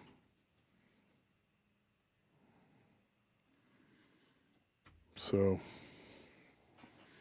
do you know about hide behind creatures? I made a post about Paranormal Round Table Facebook group. Bigfoot, Dogman. They do hide behind trees and things like that.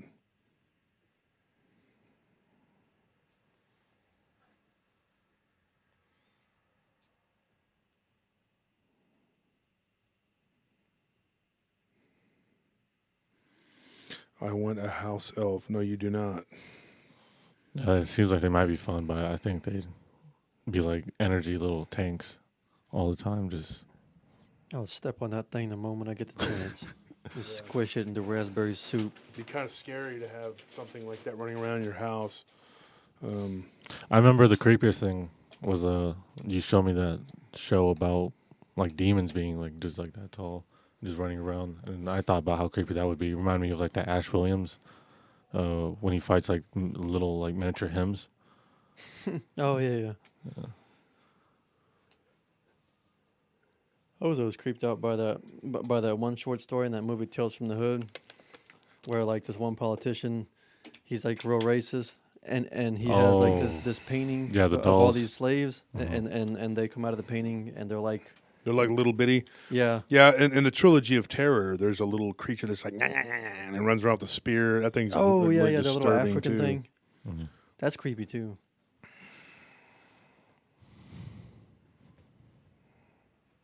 I always don't understand why they see them and they're immediately thrown off guard, but like they're not afraid of them. Like they're always like, oh, it's just a doll, or like it's just a little person. I'm like, oh, run the other way. You don't know what that is.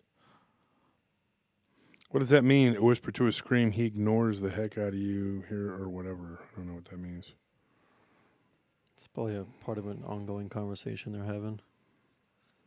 It's kind of hard to keep up with the. Yeah. What's the chat a little scariest, bit. most hair-raising encounter you've ever heard, Josh? That's almost impossible to ascertain off the top of my head. A guy who is a supporter of the show and is a nice guy. He had an encounter with something that crawled out of a mirror, and it was an ongoing thing. And it was just that story creeped me out when I was reading it alone in the dark in my office. It was pretty. That one just off the top of my head. One of the stories I told on Dogman Encounters Radio is a guy from, I think, Middle Fiskville, Tennessee. I think that's where he was from, and I'm not sure that's where the encounter happened, but it happened in Tennessee, and this Dogman crawled up under his truck and lifted up his truck and ran up under it, and he was trapped behind a locked fence. He would have had to get out and unlock the gate to get out, and he was just stuck at the mercy of this creature, and finally the thing moved on, but that was pretty bad. The Dogman encounter up in, I can't remember what part of Canada, if it was Quebec or Saskatchewan. Anyways, another Dogman encounter story where the thing was pushing the glass down. That was pretty rough. One of the ones I told, I believe, was on the 300th episode of Dogman Encounters with the kid that was sleeping in the car, the abandoned car. Those are some pretty bad ones. People being attacked by shadow people. Just right off the top of my head, one of them that happened to one of my ex-girlfriends where this vampire-type creature tried to bite her. Those are some pretty bad ones. I mean, I've heard a lot of pretty horrific stories. One off the coast of North Carolina recently, where a humanoid shark creature tried to grab somebody. I get a ton of stories all the time. I just get them constantly. I don't see how anybody could ever run out of material. Somebody was talking about how, you'll eventually run out of material. How is that even possible? If you stay open, I believe that it's impossible. But I feel like sometimes possible. We're so backed up right now, and even how could we even ever? Well, if you close yourself off and then you start closing off the kind of stories you want to make it either easier, or you're trying to push whatever narrative that you have in your head, then I think that's when you start getting when you look for specific ones. Yeah, niche. If you're trying to find a niche, exactly, then you might run out. But I mean, I don't. Anytime I drop a show, I get like 3 or 4 or 5 stories. Right, guys? I mean, sometimes show. While we do shows, we don't get to go through all the stories that we have. We don't. So we have to put that on a back burner until the next time. Yeah, there are as many stories as there are people. Mm-hmm.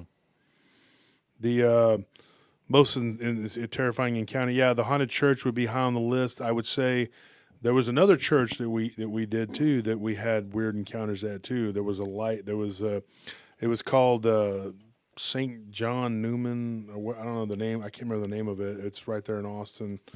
That church we worked on. I guess you probably shouldn't say the name of it, but I mean they're no longer a client, and they're not. We don't have any kind of whatever dealings with them anymore.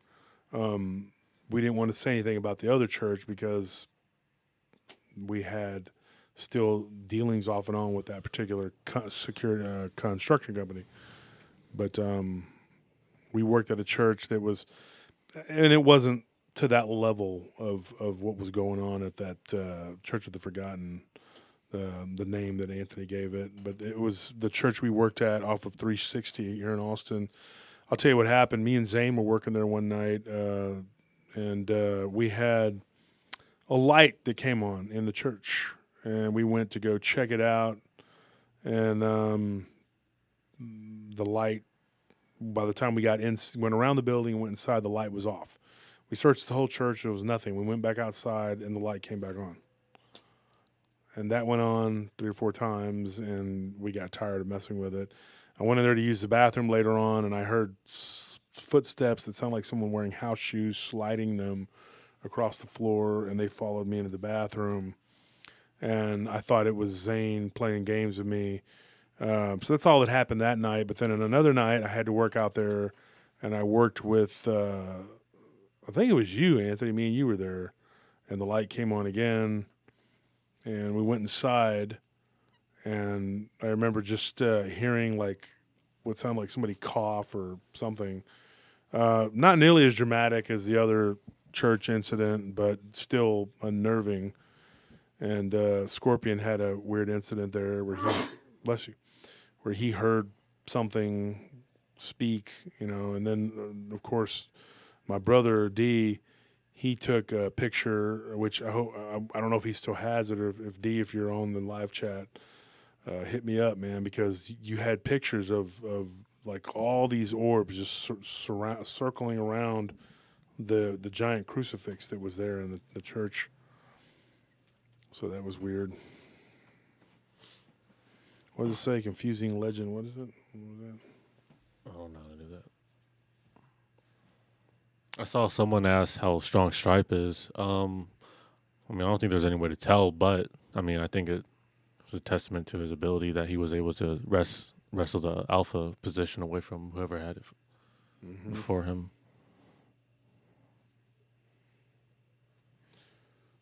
Trying to keep up with this here. That's tough.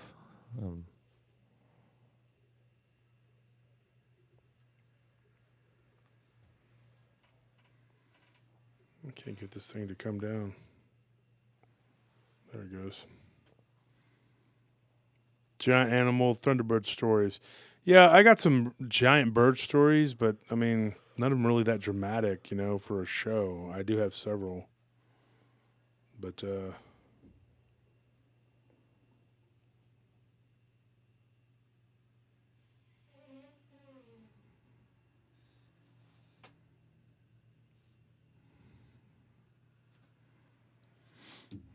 So.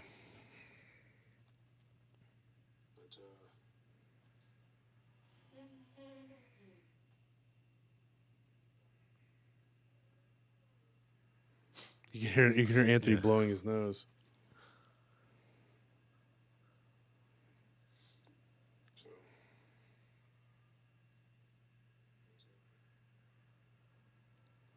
Oh, getting a call from Nick Valente. Hold on, folks. We got Nick Valente from the North American Dogman Project.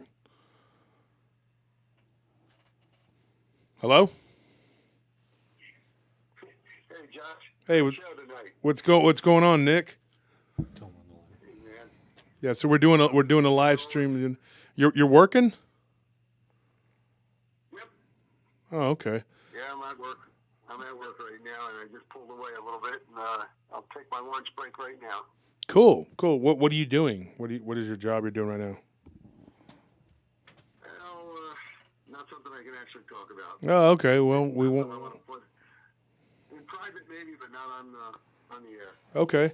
So Nick, we're going to be doing our show with you on Friday. So just wanted, I don't know if is the audio good? Can you hear Nick? Yeah.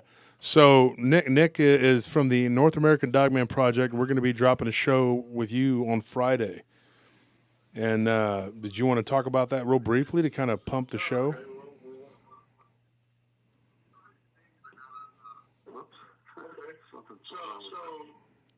There's some feedback going on. Turn the show down back there. I'm just gonna kill all this stuff. Here we go. Yeah, I was watching you guys on the computer, and somehow the volume just magically went on for some reason.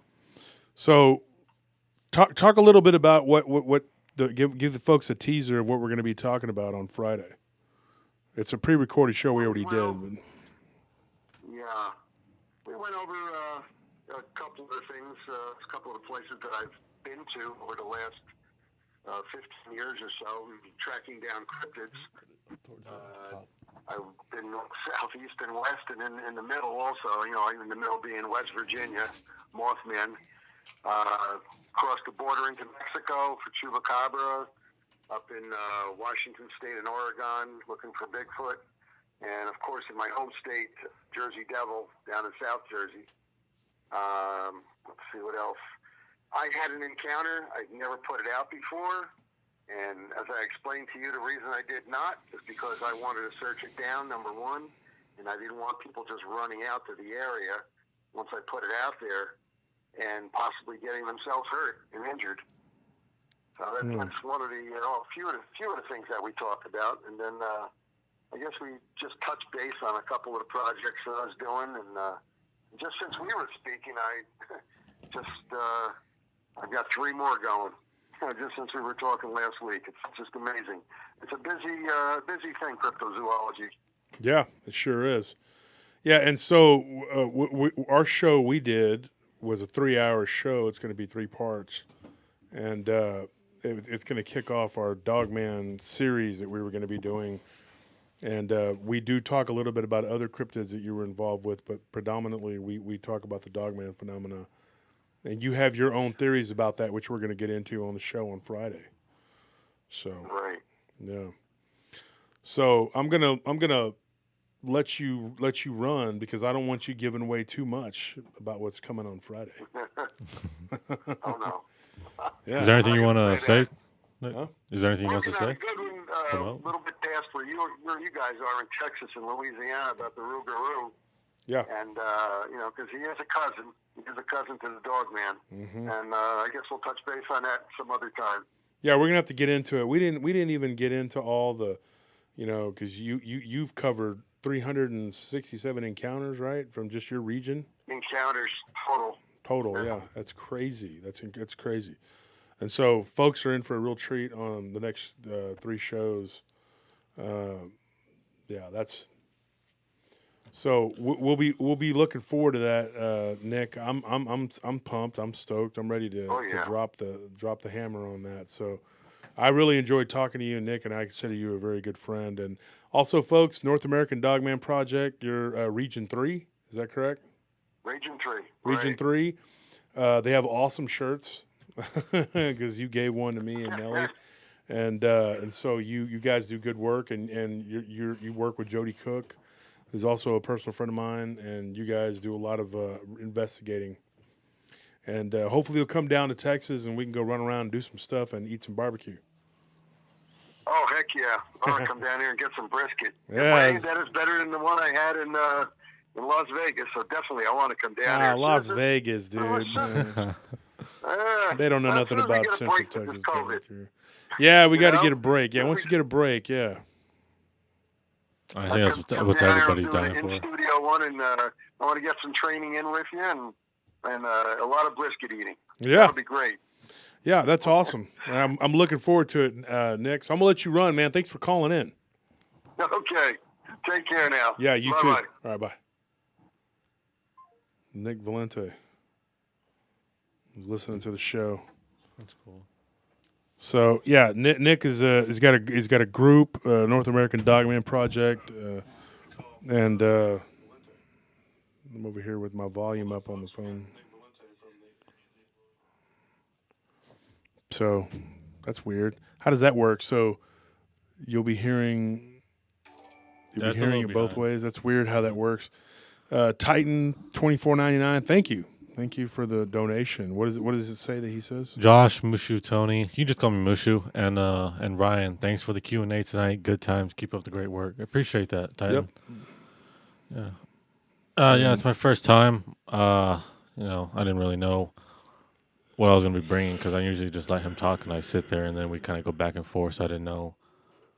It says Rougarou don't have tails. The French is silent. When Dana Holyfield, who's written the book about it and has been on TV, when she comes on, she's going to talk to me about the Rougarou and what she knows about it. She's kind of the authority on that one. So we'll hear from her. What's your favorite episode? Because that one's episode 61, Malicious Little Leprechaun. That one was pretty crazy because I was involved in that one in the investigation of it. But I think mine is Immortals. Immortals is a good one. That's is a my good one. personal favorite. Beware of Dog was it's a very popular one. It's asked about a lot. Mm-hmm.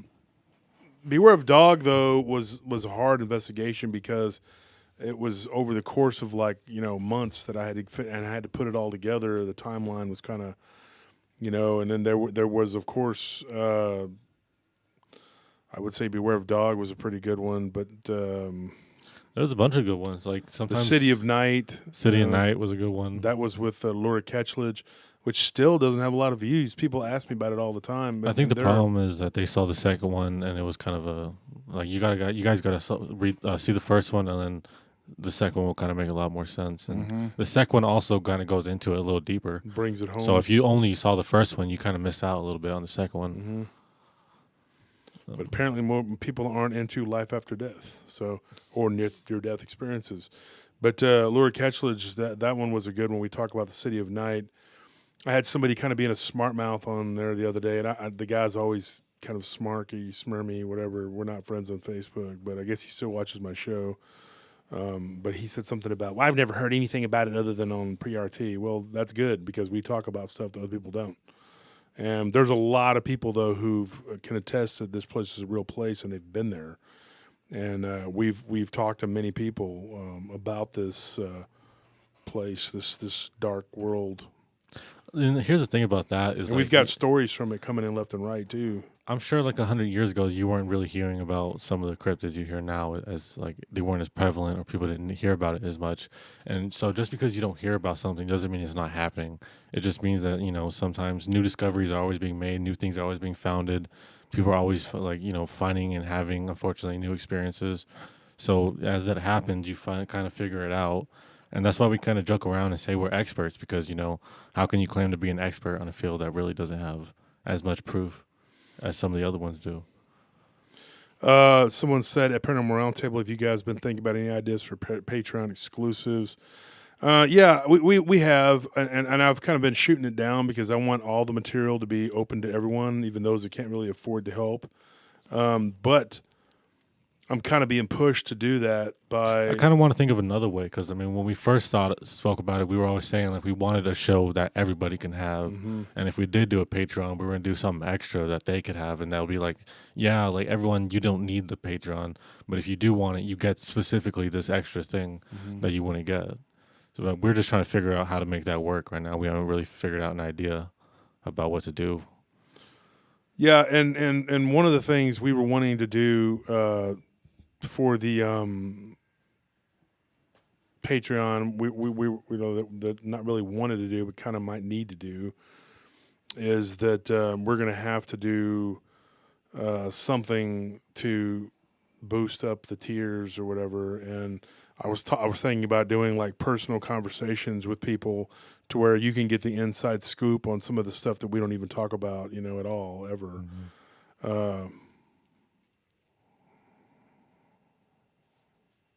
Can you hand me a water? So I'm just reading these comments here. Lance Archer, that was a good one too. Yeah, That's cool to Vance see. Yeah, Lance is a good friend of mine. He's still wrestling with New World Thank you. Japan. You still want a water? Yeah, I'll take one for later. But There you go. Ozarka. It's from Texas. So, yeah, and if there's anybody that you guys want me to interview, like you want me to bring on as a guest, and if I don't really, if you hit them up and email them, and they're interested, yeah. and they're interested in doing a collaboration or being guests, then we'll do something with them, That's happened a couple times where I've talked to people, they've gotten in touch with me and said, hey, they've had people emailing them, telling them to do a collaboration with me, and then a couple shows I turned down, and I think I might have offended them. Maybe at least one or two of them got offended, but I wasn't trying to be a prima donna or aggravate anybody. I'm just busy. Yeah, we're pretty happy with the studio too, Lou. And are there any creatures or monsters seen in the City of Night? I remember you saying something about a light that people would see sometimes. Like a yellowish light. Yeah. Yes, there are creatures that people see in the City of Night. There are these wolf-like creatures that will eat other things that are just disturbing. I've heard stories of vampiric type entities. Pretty much whatever you got here is over there, but there's more of it.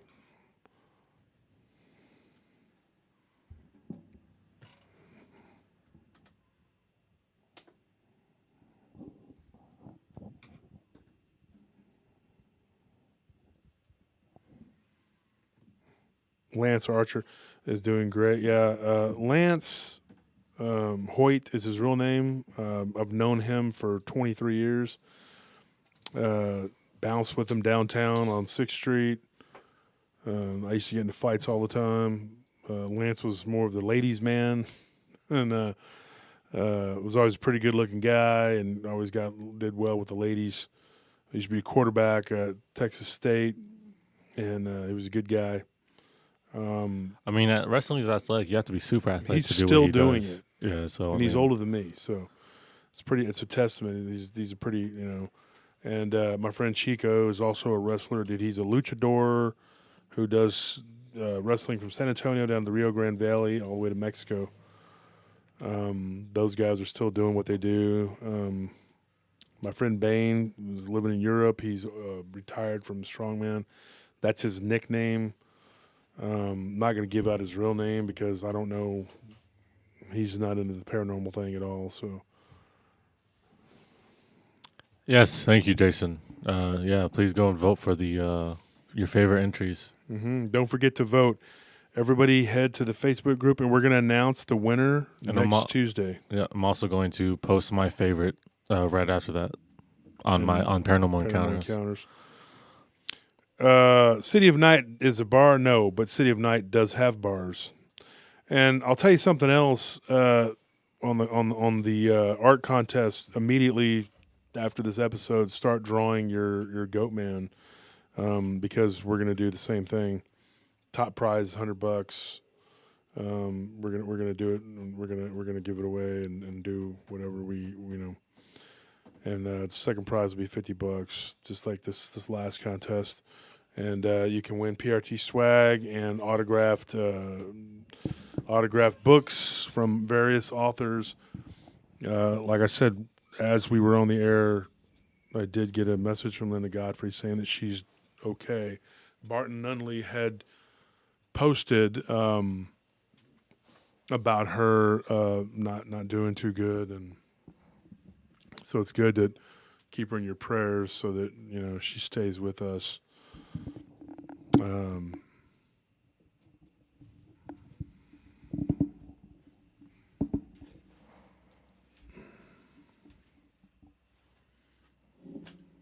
Do some stories prevent a good night's sleep for you guys?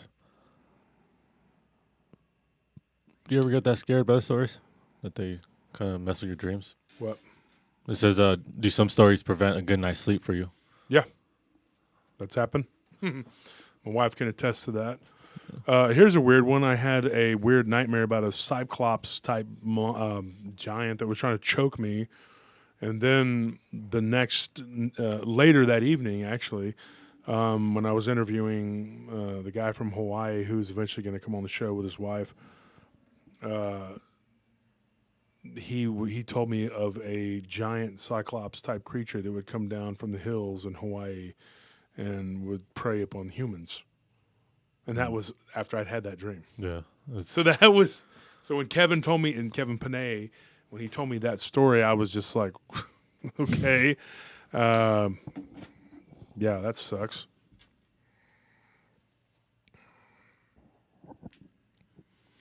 I can't draw or sing, but I'm a Pisces. I can swim and dream. There you go. Yeah, we all got our own talents. You just got to stick to what you can do.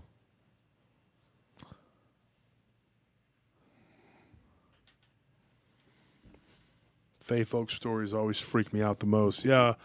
They are freaky, just like they're like the Irish and Welsh and British versions of the djinn, basically. Can I draw a stick figure with goat horns? Sure. It works. You probably won't win the contest, but you're welcome to do it. You win my vote, right? I drew this earlier. Oh, yeah, you were telling me about this creature. Because I was trolling my buddy scared. Ken Gerhard, and if you guys can see that. Put it up to the camera. Let me see if you can see that. Can you see that? Yeah, I'm sure they can. There you go. It's gorgeous. It's a black devil cat. I saw it last week. I think it's like And it looked just like that, actually. the scale replica, I was going to say. Hey, thanks. rendition. Like he was measuring out with the measuring tape it was earlier. 8 So I was feet like, long. oh, wow. And I posted it on a thread that Ken was answering someone a question, and I decided to go on there and mess with him. I do it all the time. And so I said that it was 8 feet long and 5 feet at the shoulders. It was huge, and it had red, fiery eyes. It was scary. I was scared. I messed my trousers. Is that even a word anymore? Trousers? Yep. Doris Downs, no, not a worry. If you can see what they contain and what it does, I have no idea what they're talking about here. Yeah, they're having their own conversation right Any there. Skinwalker reports in Texas? Absolutely. That needs to go on a shirt, which the beautiful artwork I did. What about this shirt? You don't like this shirt? Huh? Where'd you go to school? Ukla, what is that? UCLA? What? I heard of Pepperdine. Ukla? Why didn't you go to Pepperdine? You should have gone to Pepperdine. Instead, you got to go to that Usala, whatever. Ridiculous. I don't understand you people. Josh, that needs to go in a shirt. Absolutely. And it says here, that reminds me of a Chupacabra cemetery. Laugh out loud. I don't know what you're talking about. That sounds terrifying. Like, Folks, we need to stop having these little private conversations and just focus on me. You don't even need to focus on him. Just. It doesn't matter. My aura shines through. I'm the star. I'm not really even worried about it. Star. See, he has to try to block me out because he knows. So Because you shine so bright. exactly. That's right. I've read quite a few things about the Black Eyed Kids. I don't believe it's a copy pasta. No, it's not a cop. It's not a pasta. Our friend Loki had a black-eyed kids encounter, and Loki's not prone to, I'll tell you this about the Skinwalker. I was going to talk about it when I was on with Carrie Eaton, and we did the recording of it last night, and I kind of missed the boat on it because we just got so caught up in all we were talking about. I'll tell you a story, and I have a Skinwalker story that I believe happened to me. It's nothing. It's not dramatic. It wasn't even scary. Honestly, it was just weird, and I don't know how to describe it as anything other than it was just there. And I will get into that eventually at some point. But I will say this, and I've said this before on the air. This is another story that I can't. I'm not going to say this was a Skinwalker. But speaking of Loki, like he had the trail cam footage of the naked guy 15 miles out in the middle of nowhere, and but we had, we had an account. Now Anthony, you remember this, and Tony, your stepdad, was working for us at that time. We were working at doing the at home when they were opening it, and we were in Cedar Park, and I had to drive from Cedar Park to Georgetown, which I don't know if you can look. Somebody, when y'all can look that up, tell me how many miles that is. And so I went from Cedar Park to Georgetown to drop off some food because Scorp was working at this place called Colson, and I just said the name of our client. But anyways, man, dang live streams. So anyways, they build like these rest homes. About 16 miles. 16 miles? Yeah. Okay, so it's about 16 miles, and I'd say a good 12 of that, there is nothing. Okay, absolutely nothing but pastures. There's no houses, nothing. It's a kind of a lonely little trek of Central Texas and Williamson County. It can be kind of desolate in some areas. So I was driving along. This was several years ago, probably 10 years ago. I would say 10 years ago, right? I know Zane's uncle Russ was working with us still back then. Back when we were working out in Cedar Park. That was his first go-round with us, so it had to be 2009 or 10. No, I thought it was like 2013. No, because 2013 we were doing Garden Ridge. So anyway, I think it was 2010 or 11, but I mean I may be wrong. But anyways, we were working at this place called At Home. And we had someone who was making threats. He got fired. He was an electrician, talking about he's working too many hours, and he might just shoot some people. And so their loss prevention person looked at him up on Facebook, and there was a picture of him holding a machine gun. So they were like, we're beefing up the security. So we ended up with a 5-man post, 24 hours a day, 5 guards. And it was very lucrative, but it was also, I had to be there because I was short-staffed. I had other accounts to take care of, because it's like you're running several businesses. And so I ended up having to go work there like all the time. So I was there at night, and we all got food. And so I felt bad because Scorpion was out there on his own in Georgetown. And so I left post, and I said, I'll be back. Give me about an hour and go take this food and then come back. And so I'm driving down the highway. I don't even know what highway that is between Cedar Park and Georgetown. And about 7-8 miles in, there's nothing. There's no houses, nothing but pasture, just pastures. And I see about 40, 50 yards in front of my vehicle a naked man jump over the fence, run across the highway, and then jump over the other fence without missing a beat, and then continue to go. And I'm talking like a tall, like 5.5, 6 foot, maybe, or I'd say 5.5 foot fence. He just hurdled it and just was going and just ran. And he was completely naked. And I just, to this day, I don't know what that was. And I just, it was weird. And then I just watched him run into the darkness, and I thought that was completely bizarre. So I don't know what that was or why that was or who that was or what he was on or what he was doing. But, yeah, that's a true story. And then my buddy Loki had a trail cam, and he picked up on the trail cam a nude man walking around in the middle of nowhere. In the middle of nowhere, like 15 miles out in the middle of nowhere. I mean, and the guy just walked up to the camera, and so, yeah. And as far as Black-Eyed Kids go, Loki has a video game channel, and he's always working on that. So if I could ever get him to get a break from that, which he does it like every day, maybe I could get him to come on and tell his Black-Eyed Kids encounter. Unfortunately, him and Chief used to be best friends for years and years and years. Now they hate each other. and can't exactly figure out why. They both have their own reasons, and so it's hard to get them two to make peace. But anyways, Loki had that encounter. Loki was also attacked by a shark in off the coast of Port Aransas years and years ago. Is that how you got the scars? Yeah, his scars on his head. It was either Port Aransas or South Padre. I can't remember exactly. It was off the coast, and so he's got these scars all over his head, and so that's another interesting thing about the guy. But yeah, there was this black-eyed kid story that he's got, and I don't want to tell it because I hope that he comes on one day and he can tell his stories dealing with the house too, because him and Chief house sat at different times for us. And they had some weird stuff happen, and I would like to get him on the show and let him talk about what happened to him. David Weatherly, who's a friend of mine, I've talked to him multiple times, and I'm going to get him to come back on and talk about the black-eyed kids.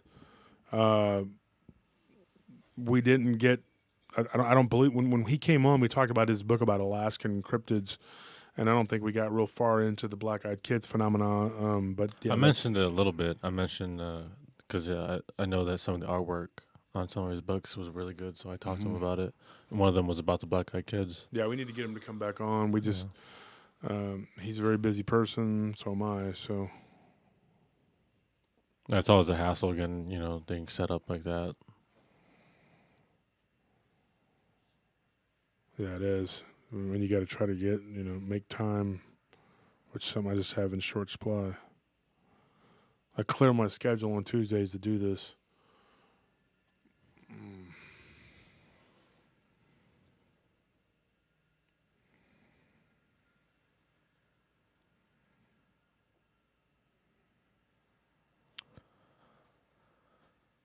Thanks for being with us, Titan. You have a great night too, man.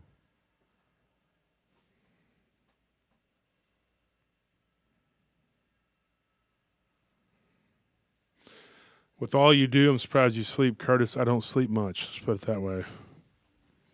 My wife's always getting on to me about getting more sleep. Plus, I work out about 4 or 5 times a week, sometimes more, even depends. I'd like to try to stay fit as much as possible. Ryan is checking out. What do you think about the Ozark Howler? I know this, that I've gotten different descriptions of what the howler is.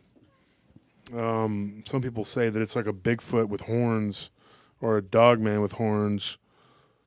I mean, we just got different descriptions. You guys that have listened to the podcast with Ryan that we did, Whisper to a Scream Part 2 with the... he's still working out the kinks. The audio is a little off. But what do you guys think about it so far? Let me know. Hit me up. We did the Genosqua. Angel, I work in the security company, and I'm just working quite a bit. That's what I do besides this most of the time.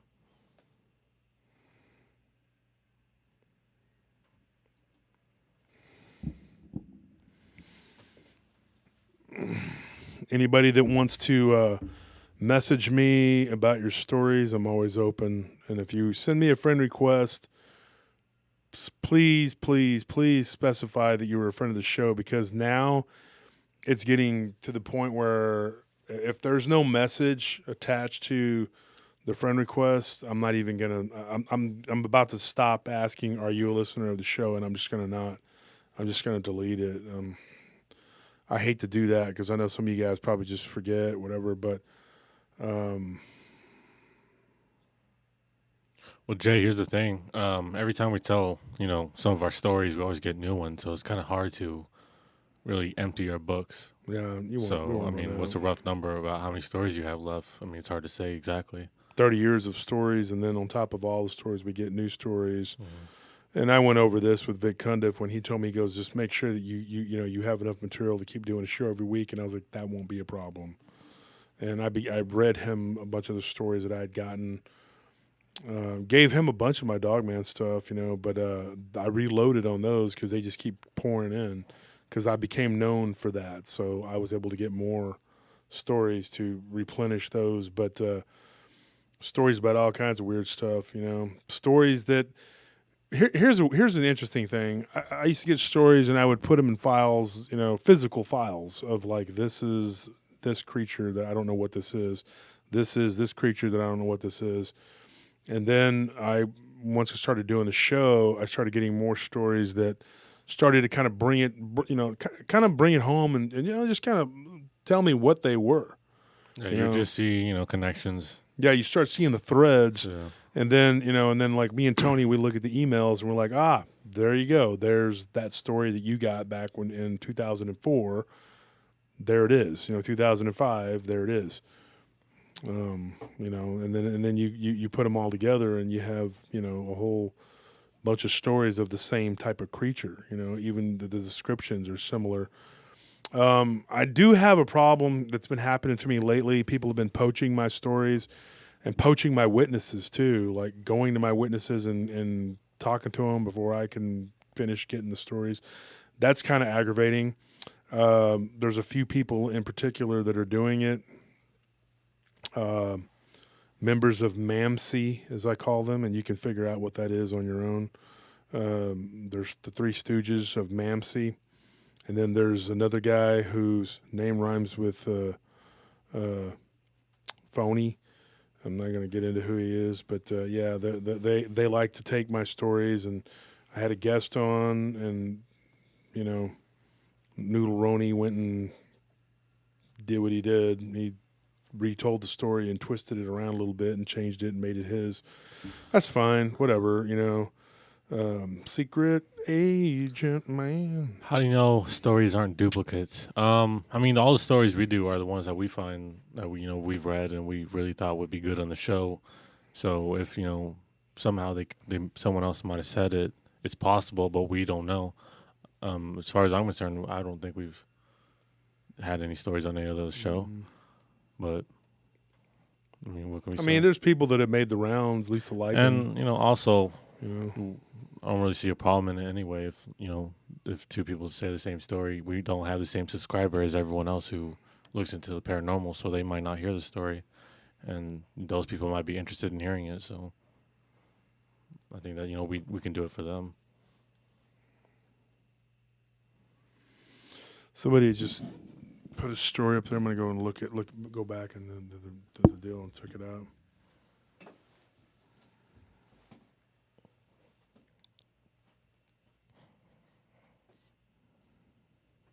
What's the scariest Dogman encounter you've read aside from your own, Curtis?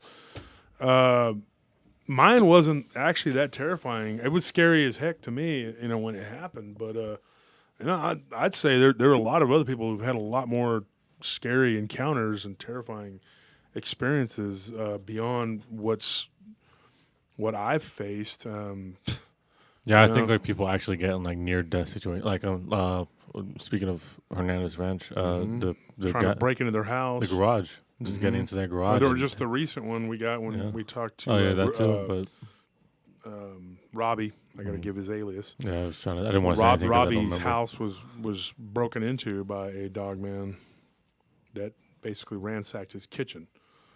So that's something that we're going to get into too. Also, the one where the guy's in the electrical tower thing and he's working on the lines by himself. That one is terrifying to me. Yeah, well, that Dark Waters. That was Dark Waters. Yeah, but there was one that was very similar. This guy was working on an electric. Like he went up into an electrical tower and a weird looking creature crawled across his truck.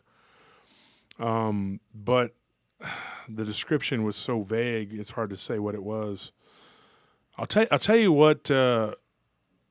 What's crazy, and folks, just so you know, with this Dogman thing, what we're going to do the 3 weeks with Nick as our co-host, and he's going to tell his story, and then we're going to talk some Dogman in each of those episodes, and then we're going to try and tell the second part of the Hernandez Ranch after the Nick Volante. We're going to try and squeeze that in there.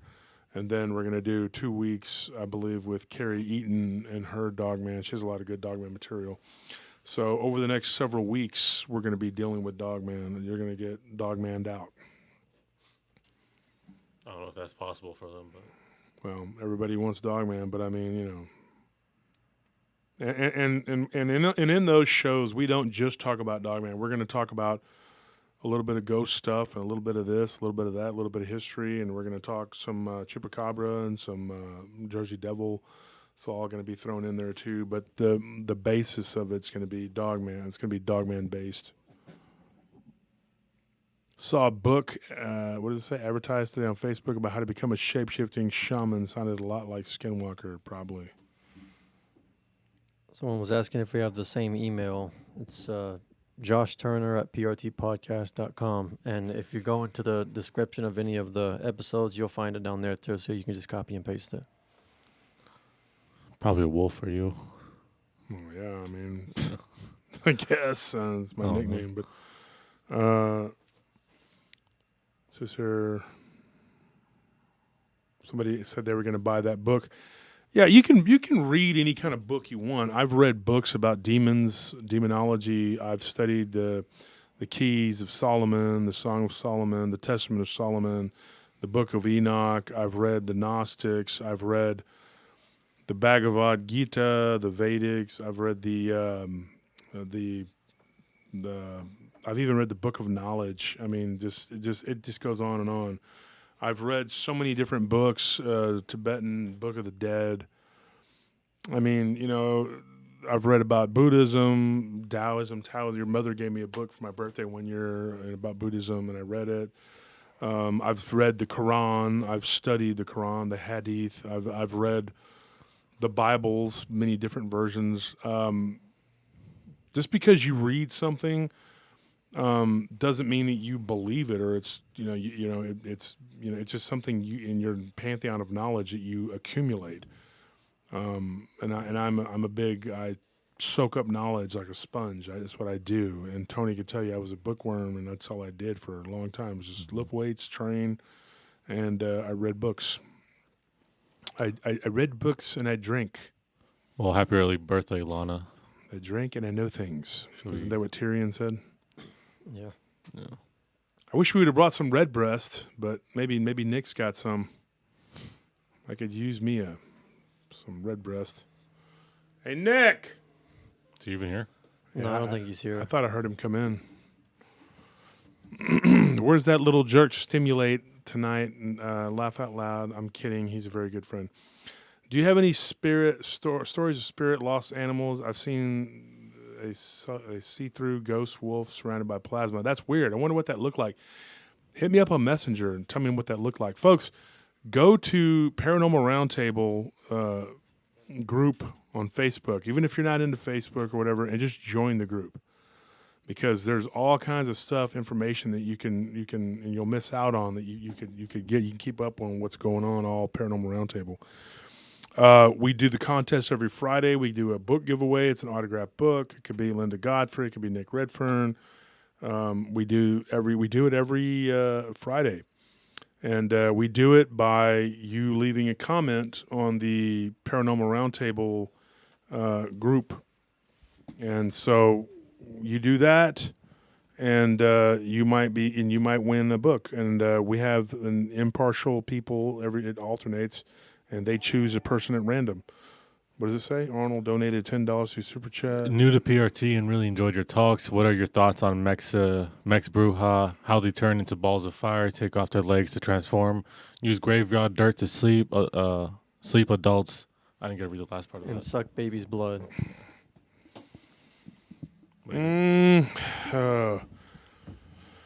Okay, so Brujas, just like the shamans, the skinwalkers of the Native American tradition, they're very similar. They all do, and there's an Americana type, there's a European type, there's an Asian type of Tony's mother dealt with someone who tried to put a curse on her from Vietnam, somebody that she worked with, and she was the Vietnamese version of a Bruja, pretending to be her friend and was actually on the dark side. That's a story that Tony, your mother, had given me, and your stepdad. There's curses. They happen. Things happen. Aquarius is February. Is February Aquarius?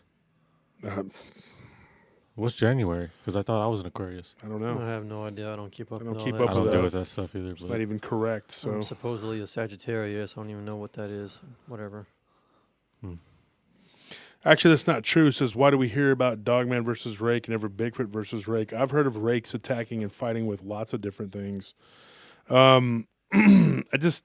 Some of the stories when you get into cryptids fighting one another, it almost sounds like fan fiction. So and I've gotten stories like that, and we've discussed it, Tony, and it seems kind of fantastical. So we had a story of a harpy type creature fighting with a rake and dropping it into a lake, and I was kind of like, well, should we tell this story? And we're kind of like, well, it's weird. It sounds like fan fiction. I mean. yeah, because it's hard to how rare is it to actually stumble across one cryptid, let alone two fighting each yeah. other. And So- a Jason wolf tiger, pretty easy, Yeah, or a dragon Mushu. I don't know. yeah. Nahanni Valley in Canada, yes, the Headless Valley. Yep. Ley lines, definitely. That's one of the reasons why I wanted to get Nick Taylor on the show, because he made a correlation between ley lines. He's got a lot of good information. We'll just make sure that he doesn't come in from drinking heavily at a party. Rakes are just nasty boogers. Yes, they are. And we're still calling them rakes because Fleshgate and Crawler sound just as silly. Yeah, that sounds weird. Fleshgate? What is... I don't really like that one. We could call them David Bowies. I don't know. Wolf Whisper to a Scream, first episode is awesome. Cryptids to start out with. Thank you.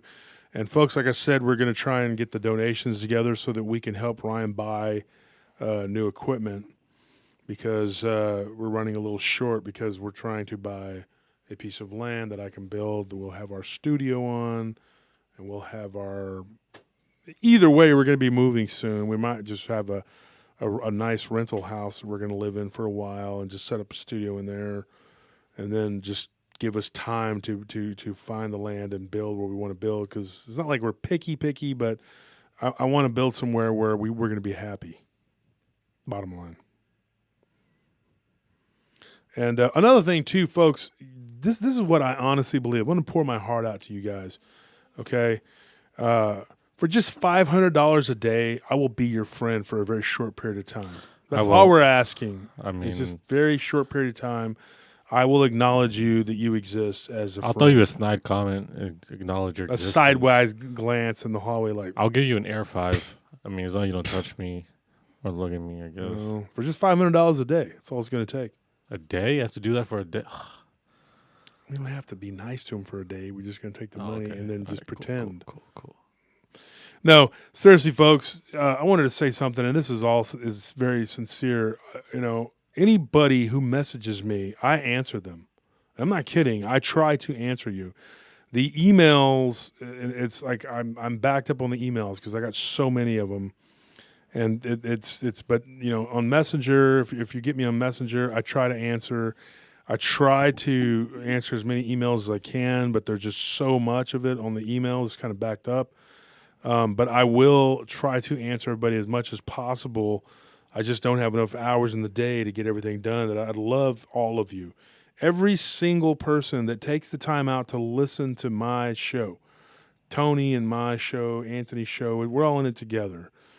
It's our show, I should say, and it's you, the listener's show, because one of the things that a lot of these people forget is without your listeners, without your audience, without your fans, you are nothing.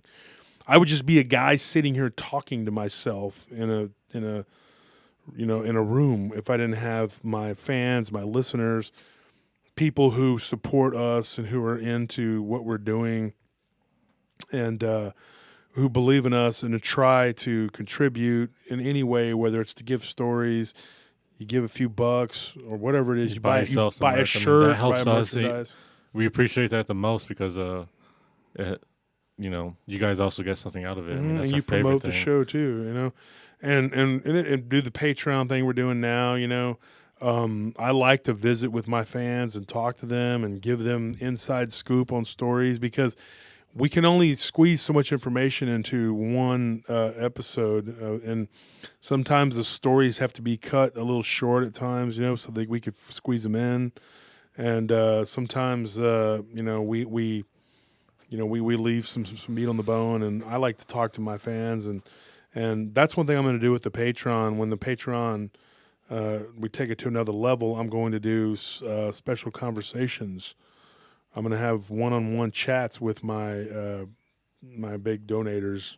Cool. Yeah, and if you're ever in the Austin area, one of the things I was thinking about if the COVID thing wasn't just raging the way it is, would be to fly you guys out here, and for those that are and have like a get together for the fans and just have everybody come out and Do like a little meetup. yeah, have like a barbecue or something. We all get together and we just done like Texas breakfast or brisket. Yep. And we'll just have a big party. Everybody comes out, and maybe I can and bring some of my Texas associates. Maybe we can get them to come out. I don't live far from. I live about 3 hours away from Nick Redfern and Lyle Blackburn, and David Weatherly doesn't live far. He's in, Ken doesn't live that far. Ken's one of my really good friends. He lives 90 miles away. So I mean, if the COVID thing wasn't going on, me and Ken were trying to put together a Dogman conference, and it just didn't work out.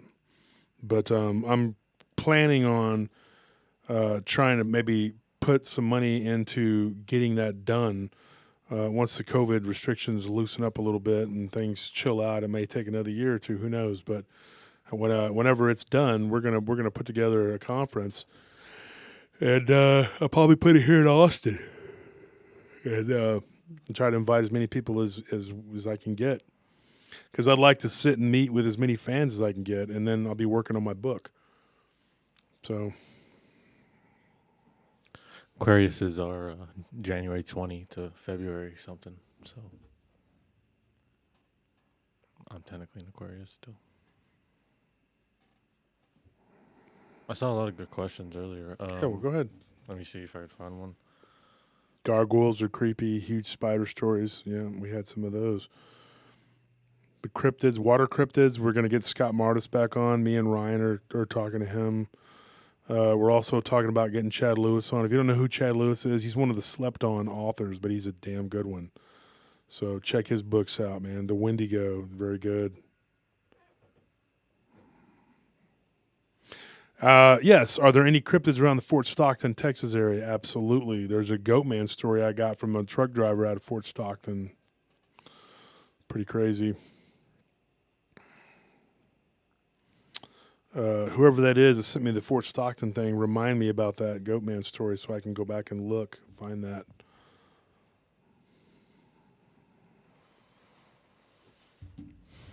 Bye, Denise. Have a good night. Thanks for joining us. We appreciate everyone who's coming out, just sitting with us.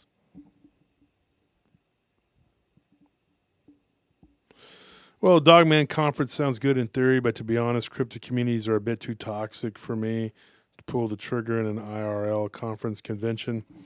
Think of it like this. If I'm the MC, people are going to act right. Trust me. And there's certain people who won't be invited, and I know who the toxic people are.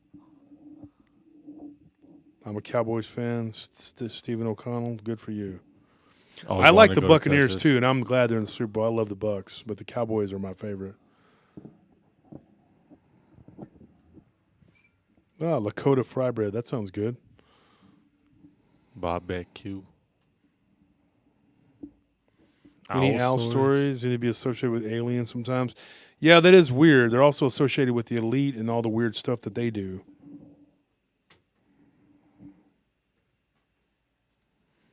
Somebody said that Goatman scares me more than the Rake. They're both creepy. I mean, I don't know. I don't know. That's a tough choice for me because I feel like Goatman has like an evil kind of satanic kind of like weird. Yeah. But the Rake has like this weird alien vibe. Yeah. This guy says he's never heard us talk about reptilian aliens or the ant people. We haven't talked about the ant people, but we've definitely talked about reptilian aliens. Thank you, Lycan, for 1999. Mm-hmm.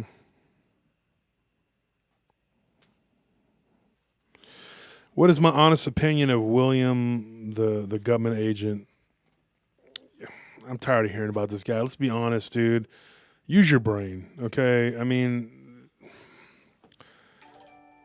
this doesn't make sense, dude. I mean, and I've talked to a lot of people. One of my best friends was a Navy SEAL. Another one of my friends, or a couple of them, are Marine Recon guys. You know, I've known these guys for years. I don't go into my past and what I've done and what I, too much. But I can spot a BSer, and it just doesn't. It just smacks of, I just. Don't feel right to you. Yeah, and I've been trying to hold back, but I mean, I've been getting attacked left and right by him and another couple little turds in the punch bowl, and I just don't. No. I just have a hard time buying into that, and it's his, First Amendment right. You can say whatever you want. I mean, within reason. I just, I just don't. I have a hard time buying into it.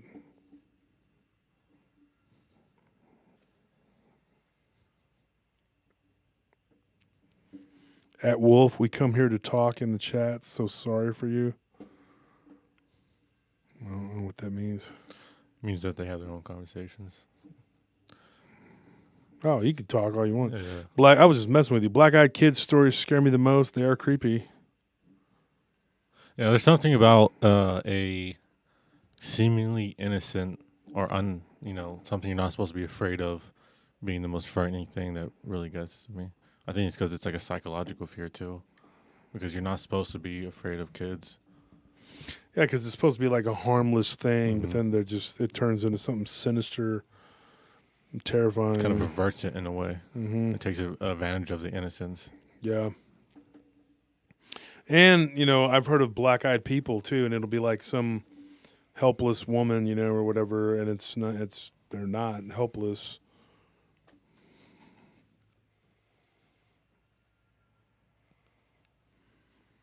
$5 from Jesse. Might as well give you another donation before inflation kicks in. Go in there and buy that gold and silver, folks. I'm telling you. Do it before it gets too late. Thank you, Jesse. Oh, and did we thank, like, and subscribe for Yes, I like did. and subscribe. Yeah, did he have a comment? No, No, you No just comment. Like and 1999. thank you so much. Appreciate We that. appreciate that. that's awesome. Yeah, I remember the reptilian from the club you bounced at. That was another thing that I had kicked around with Squid, my buddy, that hadn't been on the show yet, and we were going to do the recording, and it didn't work out because I ended up having to work. Me and him had talked. We had texted each other back and forth, and I was like, "Hey, that's something I'd like to touch on. Not only the weirdness that took place in the house when he was one of my roommates, but the whole reptilian weird guy." Something that we all talked about. Something that me and Willie talked about shortly before he passed, and we were just sitting on post. We had to work a 2-man post together at this place called Palo Santos, and he was just like, "Do you remember that guy?" And I was like, "Yeah," and I talked about it on the show, and he didn't necessarily listen to the show all that much. He would listen to it sporadically, but and I told him, I said, "Go back and listen to the episode. It's crazy because I talked about it." Here's a cool comment from Mike. Yeah, I saw that It's either too. Movero or Moavero. I'm sorry if I mispronounce it, but he says, "Me and my 7-year-old daughter listen to your show every week. It's something we look forward to doing together, and it's our special thing we do. Thanks, guys." Yeah, it's really cool to hear about. That we. Well, that's great. What, Mike? Why don't you go ahead and give us your daughter's name, and we can give her a shout out too. Actually, why don't you also, if she wants to draw a picture for the submission, I don't see why not. Yeah, Jaren Kaiser's daughter, she's only like 12, and she drew a picture, and it's one of the first ones we posted on the contest on Paranormal Round Table group. And that's not bad for a 12-year-old.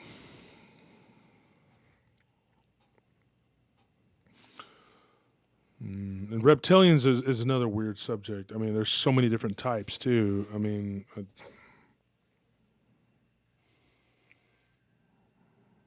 The Banshee. Art Bell was an amazing guy. Yeah. You never speak of the banshee. I've heard it. I hear only the Irish hear it, which I am. I heard it when I was 13. The next day, my uncle died in Vietnam. This is 1963. Ooh, that's creepy. Don't have a lot of banshee stories, so that's why What's I their- don't what- really what- talk about it. What's their lore that they just come to you before someone dies, like someone that you know, Yeah. family member? Squid, the name cracks me up. Marines used to yell squid on deck when Navy peeps walked into their barracks. Which is That's why I call him Squid, because that was my whole joke. I named him that to make him angry, because that was a derogatory term. Go swab the deck, squid, yeah, like a lot of the names I heard weren't decided by you. I think if you wanted a name to be a certain way, then everyone specifically called you something else. Like what happened with Chief? Like Yeah. he came up with the name Chief, but everyone died. All you guys Started just- calling him Papoose. Yeah. Yeah, I think Nick is here. I Yeah. just heard the door. Well, he just came in Oh. because he left earlier. I was just listening to the Art Bell, Malachi Martin interviews. Josh, I'm on 4 of 7. Those are very interesting, especially the one where Malachi Martin said that the one of the priests was attacked and his butt was ripped. Makes you wonder, because they attack you with your sin. So Yeah, that was probably my favorite episode doing, Lisa. The Immortals was a very I think she was trying to say good. good episode. Thoughts on King Solomon, the demons of the Goetia, ancient gods or actual hellfire demons. Depends. I mean, people worship demons like they were gods. When some of the really interesting ones are like Wrath and Rabdos.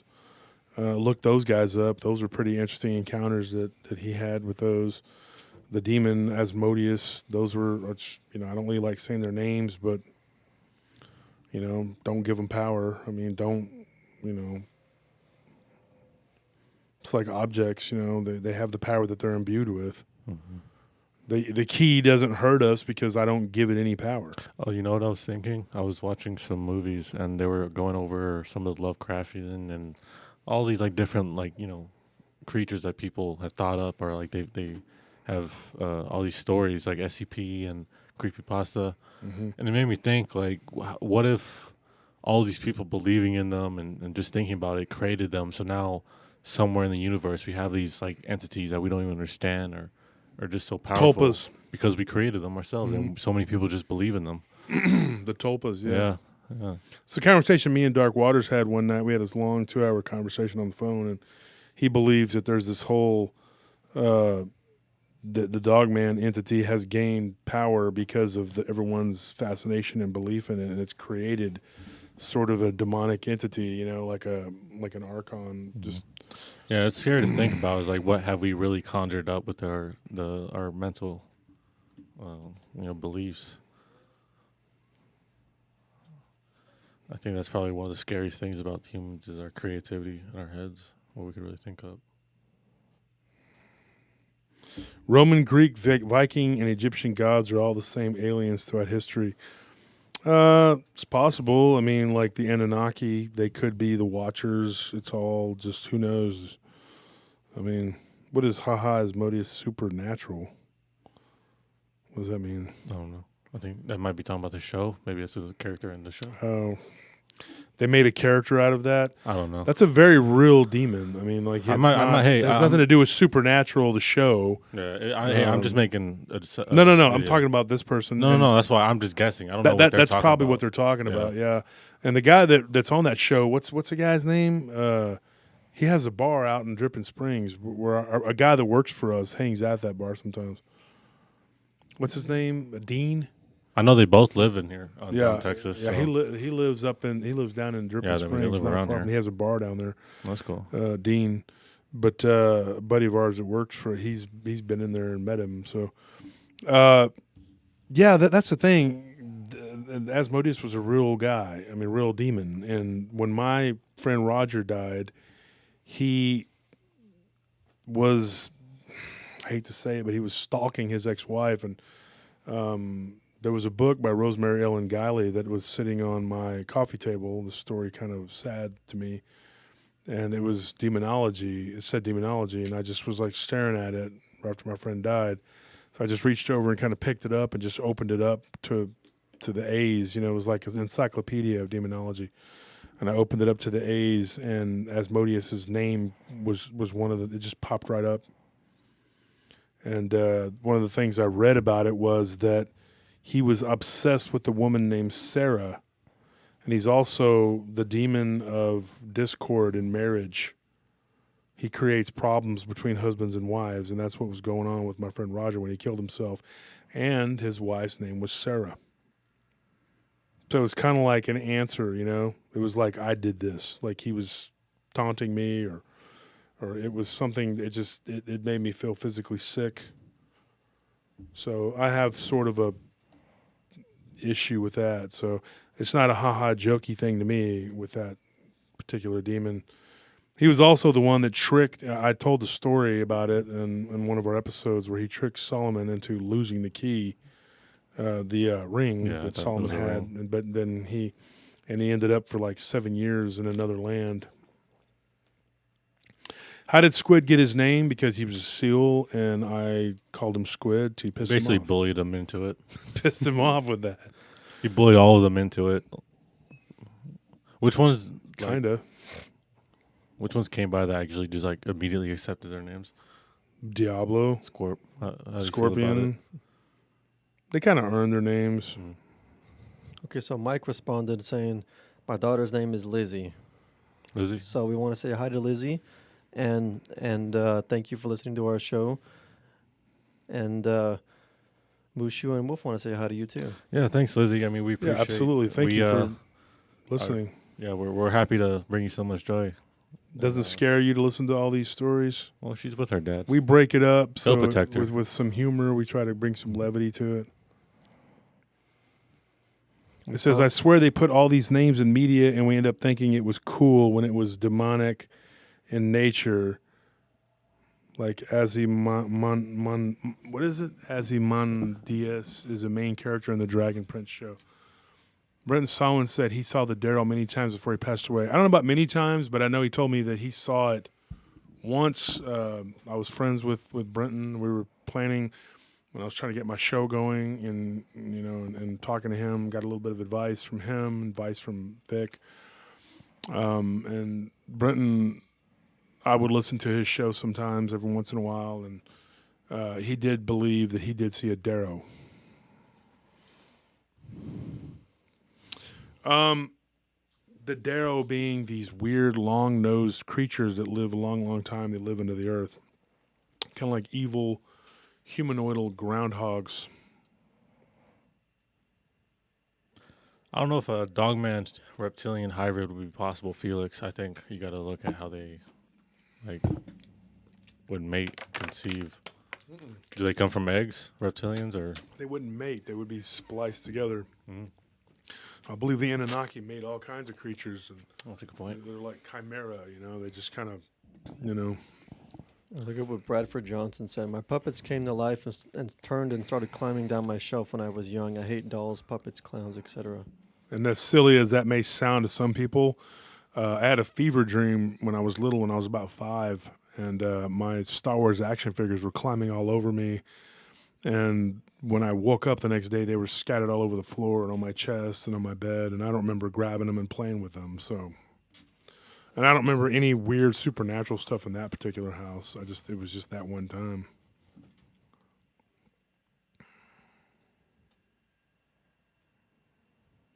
I have my own theory on why dogmen are active in the cold seasons. Do tell.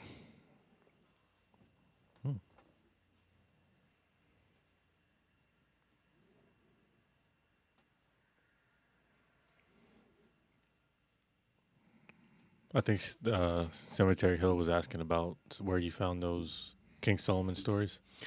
The Song of Solomon, the Key of Solomon, and the Testament of Solomon. You can look into any of those. It says, yeah, Amy, it really makes you think what messages they're sending to the innocent, pure corruption. Yep. People that run Hollywood, the elite. That's what happened to my shadow figure. It took the shape of these monster figures I had. Not all demon are evil. if you look at if you use the word demon as in an evil entity that's corrupted, it tries to corrupt man. Then yeah, how are you using the word demon? Also, even if there were good ones, there's more. I think why would you risk it? Even like trying to interact with any of them and see if they're good. Maybe the proper word in place of demon would be Jin. Yeah, I think Jim would be a better. Or fae or fairy, Fae because they're would just work, different too. types is all they are. Yeah, and I think it's less about them being evil. It's more about like how do they see humans. And Grew up in a haunted house. I had a house I lived in at one time out in the country, and it definitely was haunted, but it did mostly mess with. I lived in 2 or 3 houses that had spirits, but one in particular was malevolent, and it messed with the females in the house. what do you think the cause of the missing 411 phenomenon? I'm with David on that. Like that there's a lot of different answers to it. But I'm not against it being like he claims to have seen Bigfoot, and I don't doubt it. I've never seen Bigfoot. I know a lot of people who have, Sasquatch, whatever. But I'm with David Politis in the way that there are a ton of variables. People claiming that a bear. This one kid said that a bear like took care of him, gave him shelter, helped him out. Just weird stuff like that. Like a bear, what was that? A Dogman? I mean, who knows? Yeah. Yes, Blake. I agree with you. I think it's the same thing. There's one thing causing missing 411. It's a bunch of things combined. I think different things are happening in 411 cases. Yes. Another thing I was kicking around about to help Ryan and promote his new podcast venture with me on A Whisper to a Scream is that starting next week, we're probably going to start doing a giveaway there too, to where you guys can win like either PRT merchandise or if you go to A Whisper to a Scream, I forgot about this. Go to A Whisper to a Scream podcast group, where Ryan is the admin along with me and I believe Nelly, and leave a comment after we post the show in that group. And for our show, A Whisper to a Scream, and leave a comment, and we will pick someone from the comment section, and we will send you an autograph book. But that will start probably not the next episode, but the one after that. So it'll be episode 4 that we're going to start doing that. So be ready for that.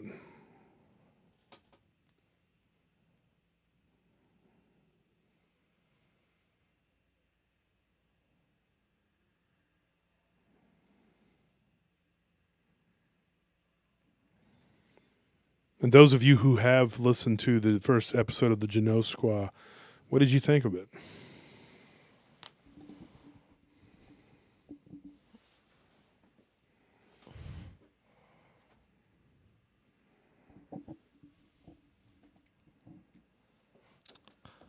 I think wide that has a lot of cryptids are like that. I think people mistake a benign encounter with it or with any cryptid as like this is how they all are. Mm-hmm. Says, I've had a few sightings of the big black cats in southeast Illinois and southwest Indiana. The first one was the biggest one. The tail was very long, much longer than a mountain lion tail. Black cats are everywhere. It's crazy. Yes, the story about Antarctica. That was the one that I wanted to get Scott Martis on. A team of Russians. The creature was dubbed some letter S or something like that, 47. And it attacked a team of Russian scientists and killed them. They opened up a freshwater underwater lake that had been closed off for like 6 million years.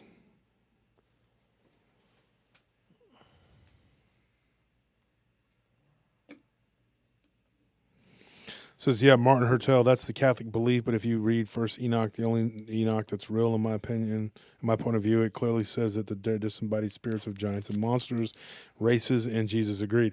Okay, You're talking about the Nephilim and the fallen angels and their offspring basically were what we deal with as demons. But who's to say that they didn't continue to like reproduce as spirits? Not necessarily being physical, whatever, but they that they may have reproduced and because spirits obviously can manipulate physical flesh at times. I definitely think numerous beings have some DNA manipulation, not just in animals, but obviously humans. I think that's where lots of cryptids come from. Good night, Mary. Thanks for joining us. I loved it, but your timing was off. A lot of cross talk and talking over each other, but the content was great. You're referring to the podcast Whisper to a Scream. Sometimes with Ryan that happens, like I'll have to stop because he'll start to talk when I'm talking or vice versa. And You guys are just working together, so you haven't. They happen when me and you. I mean, we sometimes interrupt each other all the Just gotta time. find your footing. Yeah, I mean, once you start getting into the flow, it becomes a lot easier. But I mean, they're just figuring out. Yeah, once we work together more. Also, I mean, better equipment will help that a lot too. But Ryan's always done that though. Like I'll be having a conversation with him, he gets excited, and then he'll start talking, and I'm like, I'm talking, shut up.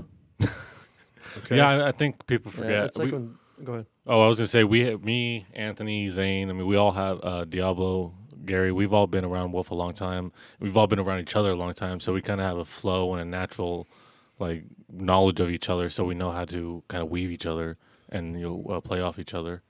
It's also like when two people who are very passionate about something are talking about that topic, their minds just kind of start racing because they have so much to say and to bounce off of each other. So it's like it's hard to wait for the other person to finish their thought before you have a thought on what they're saying. Also, it's weird for podcasts because normally you can kind of talk over each other and kind of in a normal conversation, like be able to bounce off more fluidly. But in this one, you really have to let the other person talk before you can say anything. Yeah, and the main thing is let's not lose focus on what's really important. I mean, besides all that, is that what I have to say is the most important, always. And everybody else's, what they have to say is either completely unimportant or just minimally important. I'm sorry, I wasn't paying attention. Did you get that, Anthony? I wasn't. Oh, shoot. Dang. Was this recording? Damn it. I can do this by myself. I don't need y'all's help. I'll just start talking You away. most definitely do need our help. Y'all can just go to sleep and I'll finish doing this. Don't worry about me. I'm good. You don't even know how to end the live stream. I'm going to have to do it myself. We can do it right now. Let's do it. No, that's dumb. We got people. Well, then shut up because I can just go click right here and end it.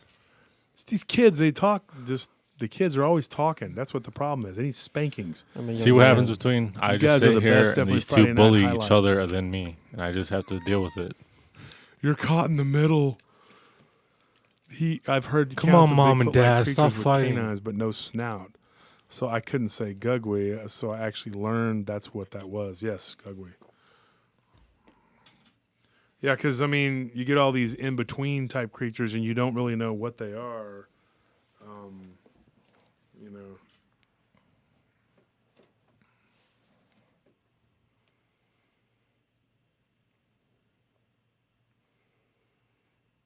It happened in the beginning with you and Sal. I'm gonna say this. We as a team got a lot of complaints about Sal because after 10, 12 episodes, it became painfully obvious that he did not really have much in the way of like theories about much other than Sitchin and blind kid wandering through the woods, and he had pretty much said everything he was going to say. In every episode, he was just repeating the same stuff. Everything was Anunnaki and Bigfoot, and the Sarah Chandler interview kind of brought it home to me. And we got a lot of complaints. Like she was talking about a shadow person. He kept trying to say it was a Bigfoot. And she was like, and so there was a lot of editing that had to be done on that particular episode. Anthony, I don't know how much we cut out. What, half an hour probably of rambling? Yeah, probably. And it wasn't fun to edit. It wasn't fun. And me, Sarah, and Anthony all actually fell asleep. Well, I mean, in this particular studio. This is back before we had the studio full time, and she was sitting across the table from me. Sal was on the end, Anthony was on the other side, and I looked up and we were all asleep, and he was just talking, and that was kind of eye opening for me. And after multiple conversations with him about changing up the way that things were done, and there were just many things that weren't going to work, and talking over was one thing, and it just was too much. I mean, there were too many. And so when he was ready to pull out and go and do whatever, I was more than happy to be like, yeah, let's go our separate ways. So nice guy. I mean, it just didn't work with the podcasting.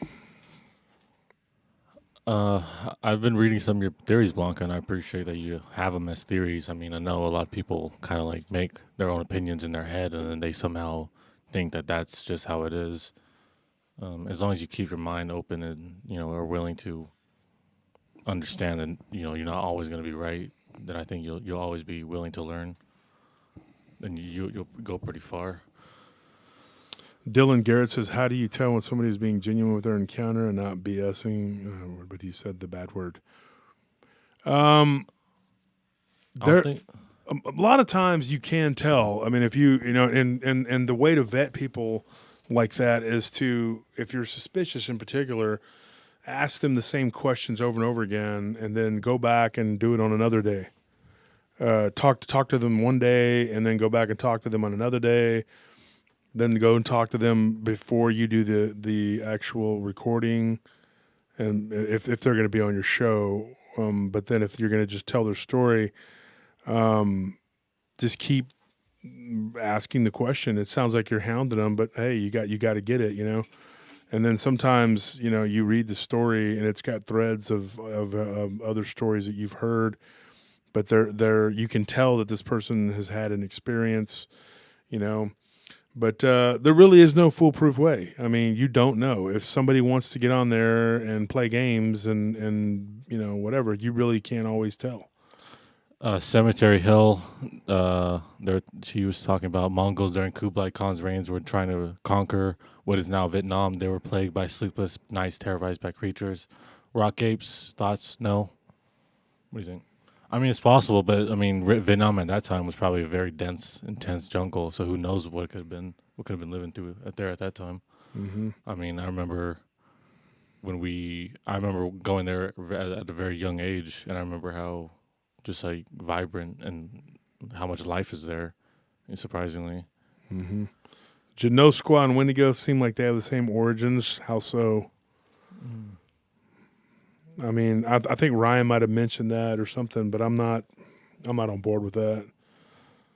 They need real proof for Bigfoot once and for all, and of Dogman, it's getting old. The blurry photos. There's no. And here's what I'm going to tell you for the 1,000th time: they're not fully flesh and blood creatures. Period. That's my belief. I mean, you got thousands upon thousands of reports of these things, and no evidence. Because I don't believe that they are completely flesh and blood. I just don't. I mean, or they move in and out of our and they exist on a different vibrational plane. Oh, and real quick before it seems like we don't like Sal. I mean, I've always liked Sal, and I think we've always liked Sal. It just didn't work out with the show, and that's really the only problem. And that's just. And I'm not talking bad. I'm just being honest. That's very unfortunate. I mean, I were always friends. People, mistake my bluntness for being mean. There's certain people in this field I don't like, and I don't hide it. I don't deny it. I don't go, hey, you know what? Certain people in this field I'm starting to gain a disdain for because I believe that they're unscrupulous and they're doing it for the money and they're willing to say anything and do anything. And there are some people who that just don't belong in this field at all. They're just not cut out for it. They're not good. They have some sort of weird following that I can't even wrap my mind around and understand why or how these people get this following. They literally are like double life people. Double life in the way that they put out an image of who they are, but who they really are is something else. Me, what you see is what you get. You always know where you stand with Josh Turner, with Wolf. You're not going to be like, hey, guys, oh, look, it's snowing. Oh, he's so pretty. I'm eating peanut butter jelly sandwich. I'm such a nice guy. I'm just a big goof. And then behind the scenes, you don't know me. Don't anger me. I'll kill you. You know, I'm not that guy. I'm just not that guy. I am. I don't know. And I'm not the other little punk that gets on there and, you know, pretends to be, you know, Dogman, you know, Dogman, Dogman. I'm not him, okay? I'm not, you know, I'm not the Dogman. I'm not, you know, I don't do any of those things. I'm not those people, okay? I'm just, you know, I'm what you see is what you get, and I'm not fake. I think what really matters is that is where our interests lie, and you know we do this. We don't do it for the money. I think we have other jobs besides this. We're not relying on this. I mean, a lot of the times when I'm not here, it's because I'm working my other job, and you know, and this is something we do extra because we found that you know he has had so many stories and so much knowledge over the years that we felt it would be fun to be able to talk about it and have other people listening on it. Mm-hmm. And so when we do it for the people and we do it because we enjoy doing the show, I think that's what really like stands out. And I think when we're trying to find people like that, you know, because we just don't really have time or want or need for the other people. I mean, we don't have we're already so booked up as it is that we just don't have the time to waste with people who are only in it for the money or the fame or whatever. I think, you know, and everything's so closed off right now, so just being true and just being like doing something that you enjoy is very important right now. Yep, I totally agree. Mm-hmm. I want to answer this one. Ginger Schultz, the story you told on Dogman Encounters about a kid drowning, was that Devil Monkeys? Very possibly. And me and Ryan will revisit that when we do the Devil Monkeys episode, you know. And speaking of Ryan, that's one of the reasons why I like him, because he was very brutally honest. He defended his old co-host on Venomous Cringe and was very adamant and stood by him. And I kept telling him he's a villain, you know. You'll see it, you know. Eventually it's going to come out, you know, and, you know, and when you're ready to join a real team with people that'll back you up and that'll support you and we will, you know, work together and build something great. Be a part of the PRT team. No, PR team family, because we literally are. This is my godson. That's my nephew, my other nephew, my brother, my best friend, my wife, you know, and Ryan, who's become a dear friend of ours. You know, it's like we stick together. We are a team. We work together. We die for one another.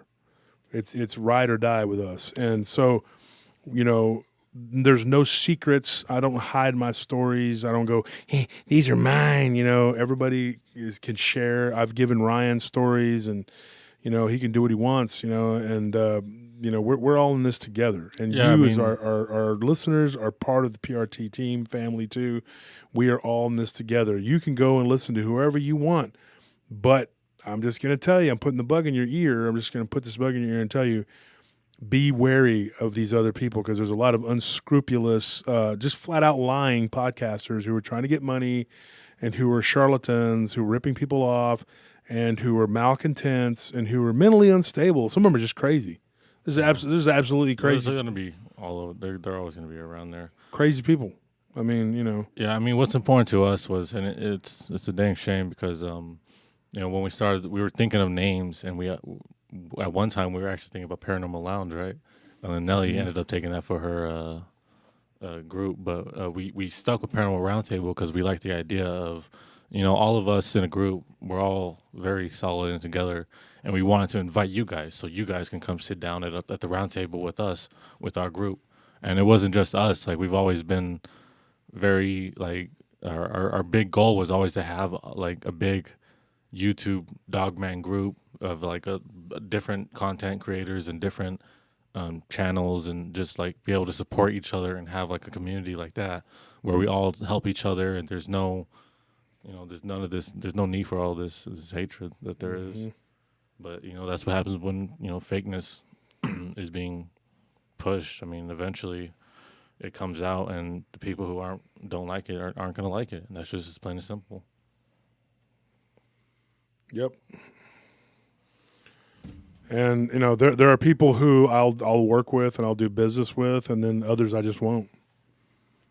I mean, that's it. It says, Wolf, you have a natural gift for storytelling. I have a good memorization skills, but I'm not going to lie to you. I have my notes right here. Well, it's more than that. I tell stories. I mean, it's more than just your memorization skills. I think you have a way with how to put words together so that they sound the best. I mean, I think that's one of your best. Probably that's your astounding skills, that you just know how to hear a story, not only memorize it, but take what they want, the emotions and the situation, and translate it in a way that other people can understand it, but it's also very entertaining, And when you can do something like that, then yeah. Yeah, and the thing is about the other shows, I'm not trying to just to attack you, whatever. But let's be honest. The other guy that was on the show with Ryan, whose name starts with his name rhymes with piss. What he did. What him and his little posse of peeps did with my wife, the way they attacked her in their group and just ripped her to shreds. She's a very nice and sweet person, and Tony can attest that she's a very mild-mannered person, and they just tore her to shreds in there, and they thought it was cute and funny only because she was my wife. And I appealed to that little punk and asked him to call off the dogs, and he just sat back and watched it and then laughed about it and went and told other people how he thought it was funny. And so he's completely and forever on my SHI, list, and I'll never, ever forget that. And there was a time when she was in and out of the hospital, and then another time with him stealing Ryan's idea and jumping back into the arena and doing a show that Ryan had, with an idea that Ryan had come up with. But like Ryan said, she fooled me once, shame on me, or shame on you. Fooled me twice, shame on me. I told him not to trust him, not to talk to him, not to give him his ideas, and he did it. And the little punk went and did what he did. So, and so Ryan got burned, and that just really set Nelly off, and I was just like, I'm tired of these people. We should all be working together to try to get to the truth and try to get the stories out, and entertain people, and everybody have, we could all get along and work together, but these people don't want that. When Barton Nunley posted about Linda Godfrey being ill, he used it as an opportunity. Huh? Let's take a break from it. I mean, we don't need to end the show on Anyways, this. he took it as an opportunity to self-aggrandize, when somebody's ill. And so that was just pretty much it for me. And so, yeah, I'm going to defend, and the reason I'm talking about it is because I'm going to defend my people, and Ryan is one of us now. And I just... Well, that's what I'm saying. I don't even want to give him the time of day to talk about the attacks him. are still going on, so there's still people that are on the fence about it, whatever. I don't see how, because Ryan's a good guy, and he's still being attacked by this individual, and it's disgusting. Well, I mean, as I saw a comment right there, I mean, realness and being true to yourself will come through, and I think that's all there is to it, and that's what we try to strive for,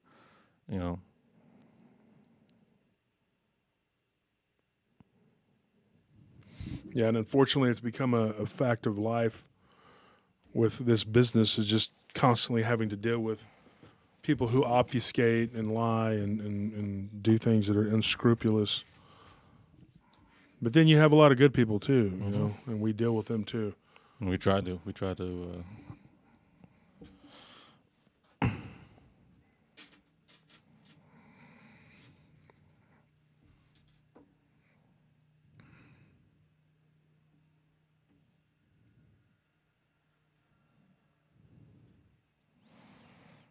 You want to fill the question? Entertainment is a bonus, but I watch you guys for information. Yeah, I mean, that's another reason we do it.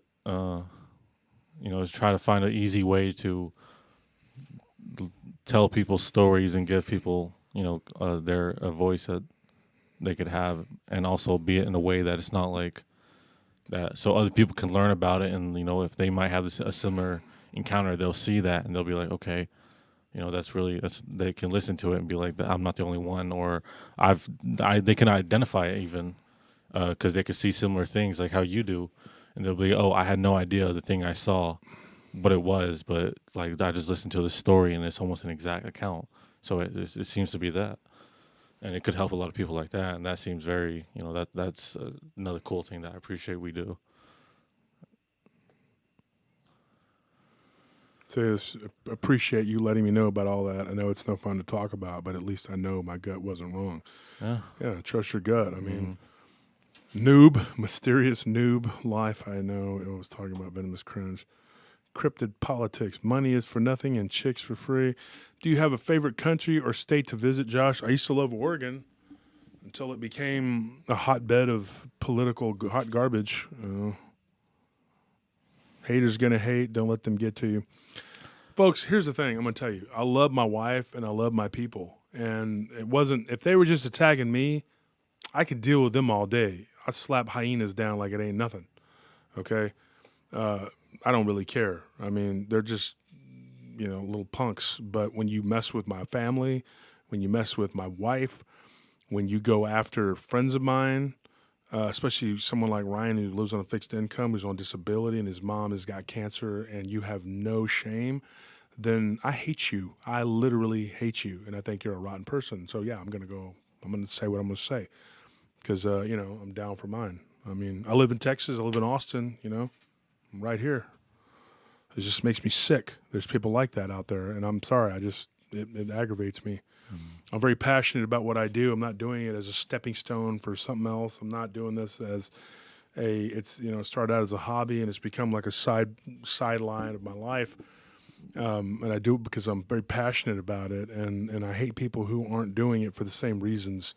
They're doing it because they want to turn a buck, or, they're using people and their stories and their encounters for their own amusement or for their own financial gain. I mean, yeah. Also, I because the problem you have with that is that, it's one thing if you were just taking stories and telling them like we are, but it's another thing when you take a story and you don't think it's interesting enough and you don't think it's going to have enough pull, so you start combining them with others. And I think that's a major problem, because then why are you telling stories? Yeah. I mean, why are you telling these made up things? Using to make people, money? basically. Yeah, you're using these people and what they're actually gone through to make money, and I think that's really sick. Yeah, and like, that's one of the things that gets me about a particular podcaster that my buddy Dick Richards, hit him up, ask him, he'll tell you. I mean, it just aggravated me. He took his story and turned it into a Star Trek episode. Like, come on, dude. Yeah, Ryan, maybe set up a GoFundMe. Yeah, maybe we could do that, but that's up to Ryan. Ryan's going to have to do that, And, Yeah, that's what I and said. if you guys want to donate directly to Ryan, feel free to hit him up and see if he can take donations through PayPal or whatever, like whatever you guys think. We're coming to the end here. We usually do about 3 hours. I try to give you guys at least 3 hours, and we got a few minutes left here. Any other questions? Any questions for me? I don't know when's the next time I'll be able to come on here. I tried my best, but work is so unpredictable. It's been very hectic, but things look like they may be slowing down pretty soon. So I am going to try and get you back on when we do the Hernandez Ranch episode, and that'll be airing. I was hoping to do that on my birthday. But, yeah, Mushu just had a birthday. Yeah. He's now 12. Yep. I was 14, but he's Benjamin Button of the Asian world. It's not because of a disease. It's just because I'm so my brain's not the best, so it's just reverting back in time to go. It's actually improving as it goes backwards. It's Benjamin Button, folks. And you see me smiling? People say I don't smile. You know, the Josh Turner selfie. That's not how I don't take pictures like that. No, your eyebrows up, and you're usually Phil Stern You gotta have an angry kind started of that mess. I actually smile sometimes. You got to give me something to smile about. You know, certain things make me happy. Certain things don't.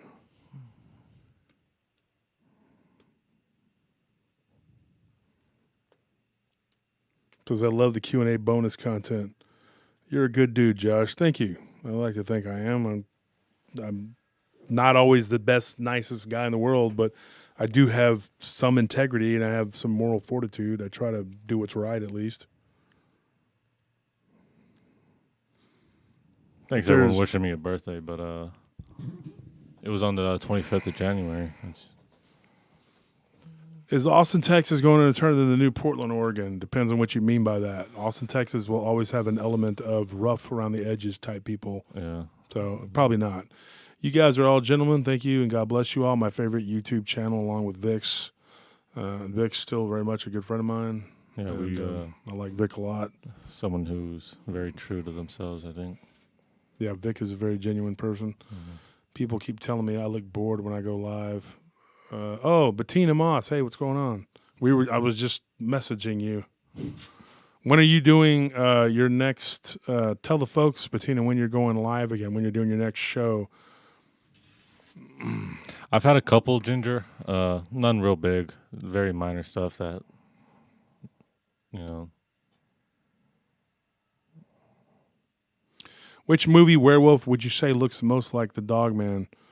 Maybe the Van Helsing one or Dog Soldiers. I like the or Dog Bad Soldiers Moon. one, but I felt like they were a lot more skin, and I don't know how big, how true that is. Were they really like as much skin? No, because it felt like I they would saw be a very lot more hairy. fur on the one that I saw. Yeah. The Dog Soldier one was a little more like it was hairless or something. That might like be they how just had Stripes. hair, not fur. you Yeah. know? It was kind of wiry hair too, so it didn't really feel like a wolf's hair. And mark my words, folks, once Ryan gets all the kinks worked out and everything, and he finds his footing and really comes into his own, I think he's going to have a good product. He's going to have a good show.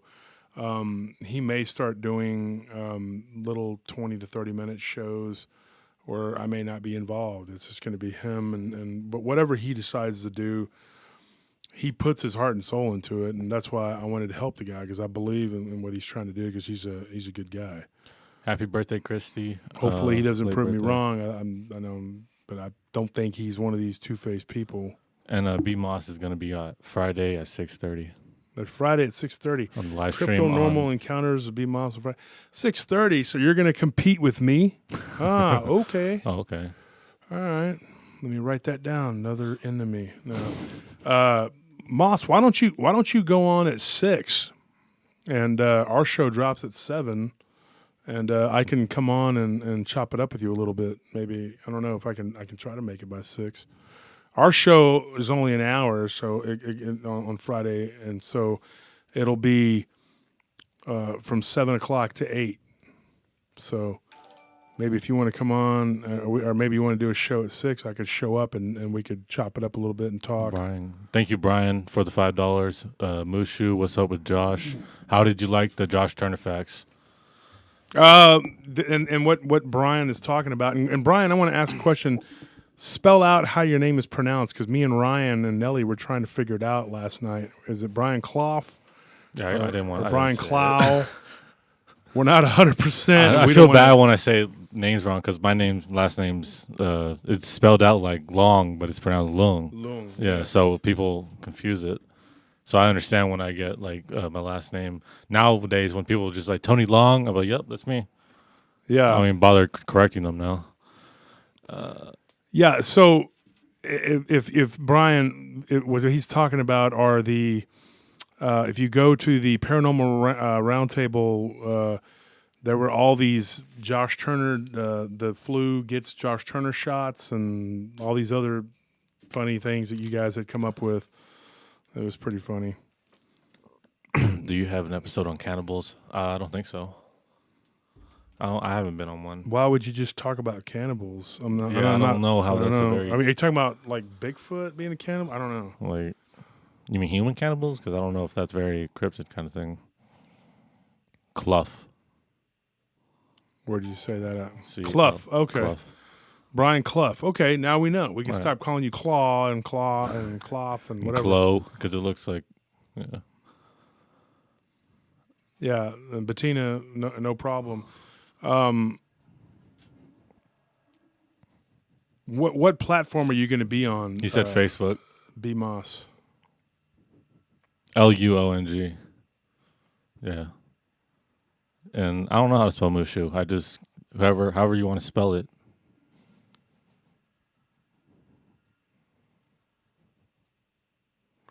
Are we going to design more T-shirts?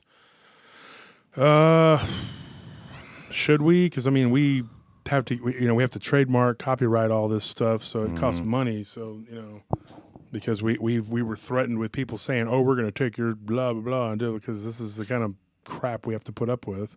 Yeah. You can't just go into this business and just do it. You have to have people being jerks and threatening you and whatever. It's very unfortunate. Any more Wyoming or Missouri stories? I got some in Missouri. I got one about a haunted farm. How many projects do I got going on? I mean, a 50? I mean, I can't even get to them all. It's so many. And Tony's, he has to field reports, and we all have to, it's just so many. It's just hard to keep up. The Amazon jungle, and I was wondering if you touch on the cannibal aspect of the Amazon and also the Wendigo. So that's what he was talking about when he said cannibal. So in the Amazon jungle. Yeah. Not really. Yeah, I don't think we did. T, I don't know. I'm not sure. It's either a tiger or an ox, because I was born in January, and the Chinese New Year starts in February. So I think I go with the last year's. Yeah, the temple down the road from our house where you trained, where you did some of your training. Mm. Tony was tell the story about when they put you in with the little kids to learn Vietnamese. When I was young, we had a Vietnamese camp that me and my sister went to, and I was about, I think, 15, maybe 16 at the time, maybe even younger. But I was, obviously a very dark kid, and I had longer hair, very curly hair, which was weird for a Vietnamese kid. Also, I'm about 6'2", 6'3", and at the time, I was probably about 6 foot. So I just towered over everyone anyway. But when I arrived, no one would really speak to me except for this white kid that was there. And, it was just me and this white kid always hanging out together because I kind of felt kind of weird. Maybe I would say like an hour later, I was walking past some Vietnamese people, a couple of the parents, and they were like, wow, it's so cool to see a white kid and a Mexican kid come to the temple. And I turned around and I said, I'm not Mexican, in Vietnamese. And they said it in Vietnamese, trying to just say something real quickly so that we didn't understand. And I was like, I'm not Mexican. I'm Vietnamese. I understand you. And then after that, I was like, I realized, they don't realize I'm Vietnamese. So I had to go around talking to everybody to introduce myself. And after that, it was a lot better. But I remember how funny it was that, I think to Wolf said, you can tell that I was Vietnamese very easily, but Yeah, because I'm half Mexican. And other people have that difficulty sometimes. But when he was going there, he was in the beginners. They start you off in the beginners class to learn Vietnamese, even though he speaks Vietnamese at home with his mom. They had you go into the beginners class, and he was in there with a bunch of preschoolers. Yeah, but here's the thing. Like, I was such a great guy that they all enjoyed it. I was actually more of like a teacher's helper because they knew that I knew enough that I wasn't... Like, every kid had to start it at that certain time because I was trying to learn Vietnamese. And since I wasn't there when a lot of the kids were younger, I just had to join them. And you can't just skip grades unless you take a test, but I didn't know how to write or spell it. So that's what I was learning. But it was still pretty funny to be like... Because you were telling me how you would skip, and I was like, where would you go? And you said you went to the Bubba Chai tea place. Yeah, it was so weird finding out that you guys lived that close because I would drive across that bridge all the time because we would go to the Tapioca. Yeah, and that's funny because that was before you came over and when and hang out. And it's Steph. It was crazy. And then you go, I used to skip Vietnamese school and go to the Bubba Chai place, and I was like, oh really? And I was like, why? You just hated because you said you hated it, and I was like, because you said all my classmates were preschool. I was like, what? You were in preschool because they just put you with all the kids, you know? Yeah, it was at times it was like they would do things that were obviously meant for kids, and I was like, oh, this is weird. I'm 6'2", 6'3". Josh and Anthony are about 6'4", 6'5". Mm-hmm. I think pretty much everyone in the house is pretty big besides D and Scorp and Nelly. They're not big. Tall wise, they're not very tall. They're 6 foot. I mean, yeah, they're I think Scorp's like 5'9", right? No, I mean, 5. Like he's under 6 though, because he's always having me because grab he's stuff. got that. He's got that. That that's thing on right. his I forgot back. about Yeah, that. he hurt his back. Yeah. Him and D are right at about 6 foot, but they both weigh about 270. Yeah, they're big guys. They're just like not as tall.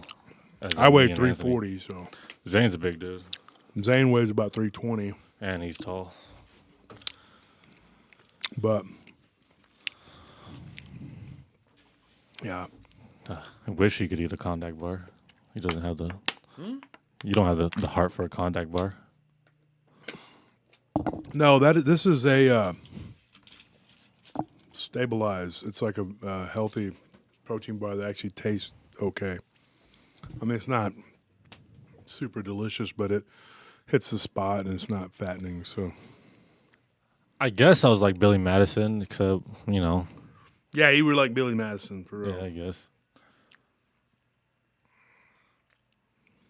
Yeah, he pretty much was. Shut up! I'm gonna do my Adam Sandler impression. Shut up! That's every movie right there. You just heard it. You don't have to watch any more movies, and you've heard every movie he's ever been in. Made a friend in Washington State, and he apologized for being from a communist country. I said, we're Americans now. What do you mean? Okay. Hey, Scorpion, what's up, buddy? Thank you, Brian, for another $5 super chat. Oh shoot, I didn't get to read it. Let me go back.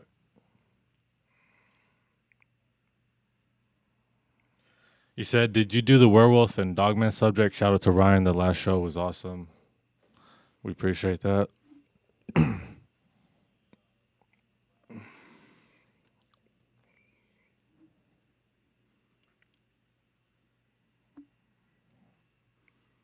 saw a comment I wanted to answer before we got off the air. Hey, see, Scorp's 5'11". 5'11", yeah, well, that's because of his back. Yeah. He's always crying, but my back, my back. I can't walk. Ooh. Thank you, Enrique Salinas. He says, hey, I'm late. Yes, you are. Where Chief is. Chief tonight is training. He's at Arcanum Combat, and he's preparing for his MMA fight. I need him to do my tattoos. I just don't know when. And he's a to bother. tattoo artist. He's a heck of a tattoo artist. And then we got my buddy Chris Trammell, who's about to be in a lion fight. He's a kickboxer. Trying to get him to come on the show and tell his Thunderbird story. He's got a Thunderbird story. How tall is Nelly? Maybe 2-3 feet. She's a Smurf. Nelly is 5 foot. She's a little over 5 foot. Like maybe if You better get it her, right, or she's gonna get mad. Stretch her. She might be 5'1". She's actually 5 3/4 and 2.5 centimeters. Right. She likes to say that she lost an inch somehow or something. I'll tell you what's weird though is that Chief fought Scorpion back in the day and they threw down, and I remember him being like 5, like just a little bit shorter than Scorpion, and now he's like 5'6". Still heavy and built, but not. I mean, it's just weird to me, man. And Chief swears that he was 5'9", and I'm thinking that seems weird because one day I was on the phone with Squid and I asked him and I asked Willie the same thing before he passed, and I was like, "How tall do you think Chief is?" And both of them said like 5'9", 5'10". But he's 5'6", and he swears it's a Mandela effect. I don't know. Josh doesn't eat a Klondike bar. The bar jumps into his mouth. Is that how I got so fat, Curtis? I had to lose all the weight because Food kept jumping. Food was jumping into my mouth. Damn. No, I don't. I don't eat Klondike bars at all. But I don't eat ice cream. Period. But Yeah, we're not big sweet eaters. I don't like sweets. Period. But I get what you're doing. He's doing the Josh jokes. Yeah.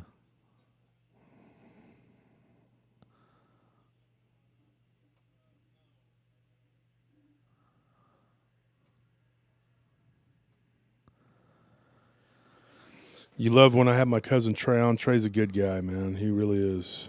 You know what? It's funny is that all those guys, all his families like that, they all have very good speaking voices, and they're all quite a hoot to talk to, and they're always just fun to be around. It's we go over there for Christmas and Thanksgiving, and it's very rare for you to not have a good time. Did your office partner pay the Wi-Fi finally? How do you know about that? Did I say so? Oh, I must have said something. You must have, I guess. Well, Nick did, but we're waiting on Manny. He paid a little bit this last time around or whatever, but we're gonna have to get it. We're gonna have to get it paid because I don't think it's fair.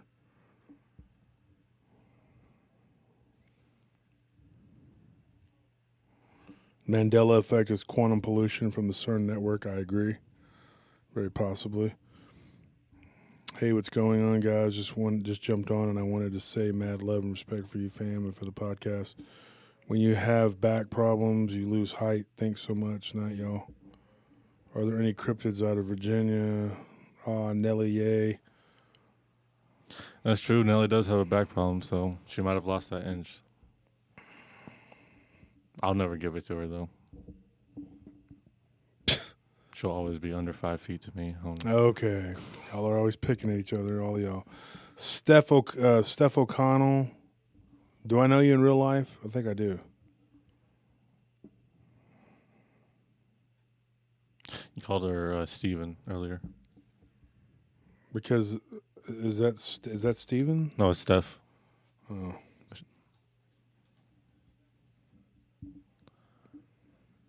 5'1" is like 3 inches away from being a Smurf, so it's basically the same thing.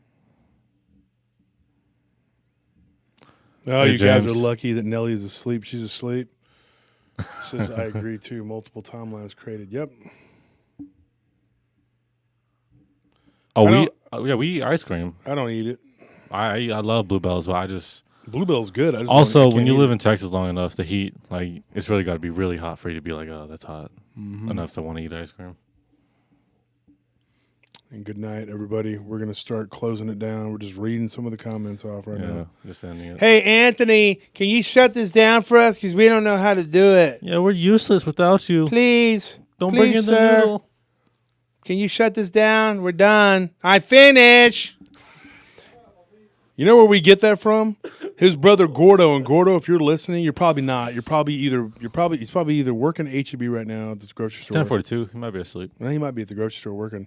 Or you're at home playing video games and yelling at the computer screen. But he couldn't wipe his butt until he was 7. So he would yell, I finished. So I come over one day and he don't even close the door when he would take a crap. And I walk in and he's like, I'm finished. So I went and I started playing his video games and just sat in the living room. And he sat there stubbornly for 2 hours while I played Halo. Not wiping your butt. But Anthony came home and did it. So Thank you, Enrique, for the $5. Really enjoyed the show, and a whisper to the screen. Excited about what's next to come. Hey, they want you to say goodbye. Come say goodbye. Show your face. Nelly can jump on my shoulders, and we would take you guys down, puffs chest out. I don't know. Nelly by herself is a pretty fiery little thing. I mean, she gets pretty. You want to stay out of her way when she gets angry. Yeah, when she gets angry, she loses all reason. So, what do you all think about? She doesn't even this see red. session? She just sees blue because she's a smart. Yeah, she gets so mad. I'm finished. Yeah, they want you to say goodbye. Bye. No, they want you to. They asked you to show yourself on camera. I'm gonna first prove that you know how to end it because you were talking all that. You want me to turn it off without you showing your face? After you show your face, then I'll end it. Here is my face. Show your face. You see us both in the same No, room. get in there. Okay, now we're gonna see Wolf attempt to end this live stream, and he's not gonna do it right. Watch. Yeah, whatever, dude. I never said I Because he knew. knows how to do it. It's right See? there. Oh, okay. It he says found- in stream. Okay, well then do it. What You is found the button. just push the button? I'm talking, folks. This is what I go through. This dumb For once, this you get dumb technology right. millennial, okay, who thinks I'm so stupid. All of this is me. Did I hold on? Time out. Time This out. light is Time me. out. Time out, sir. This camera is Sir, me. sir. This laptop, me. You were All this. Your electronic equipment? These mic booms, me. your electronic equipment. These acoustic tiles. I understand us being all These one, lights, but now he's me. getting carried away. LEDs, His me. personality This is all all us, me. though. We bring most of Exactly. it. He's kind of just like some sprinkles you would bring on the ice cream. But who You really want to eats bring the sprinkles by heat with themselves? the mushroom cloud you're making, Who's with me on that? about to drop who eats raps. sprinkles by themselves. like Carl Sagan. And though it's true that my work is based on you, I'm a supercomputer. You're like a TI-82. Ooh. Sir, let me just explain everything to y'all. I took this kid in when he was nothing but a little pothead, okay, and raised him, okay. What credit do I get? This is me. This is me. This is me. This is me. Yeah, that's the credit I get for bringing this kid in off the street, running the streets like a little turd, and teaching him everything he knows from economics to history. And I'm the dummy one. I'm the dummy one, yes, because he's learned a few little tricks about technology. He looks like an IBM employee. We live pretty close to IBM. actually, That's pretty we do. funny. He looks like an IBM employee. That's another thing too. The people, there's a lot of Peshwari and Punjabi and Gujarati people, and they see Anthony and they come up and they're like, they start talking to him in their language, and he gets angry. And I'm like, dude, what do you expect? Okay, you do look like you work for IBM. Sorry, I mean.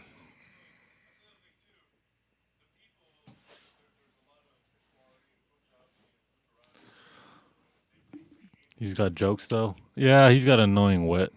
You know, Yeah, he's got annoying wit. Yeah, his wit's not good. it's really just that he's so angry at the world. It's easy for him to find things to hate. Yeah, when you have bad skin, Yeah, and bad it's face. it's falling apart, and you have all this stuff you have to use for it. You become angry. Yeah, I mean, what can you do? All right, guys, we're gonna end it. We had a great thank time. you guys. This has been a fun first stream. I appreciate you guys having me on. I brought Mushu on because everybody was asking about him. Y'all thought we had him locked up in a closet somewhere, so we had to show you he still existed. Yeah, I had to step back and let Josh actually do his job and shine for a little bit. I'm tired of always being the one to carry the show. Yeah. There are 10 million particles in the universe that we can observe. Your mama took the ugly ones and put them into one nerd. That's for Anthony right there.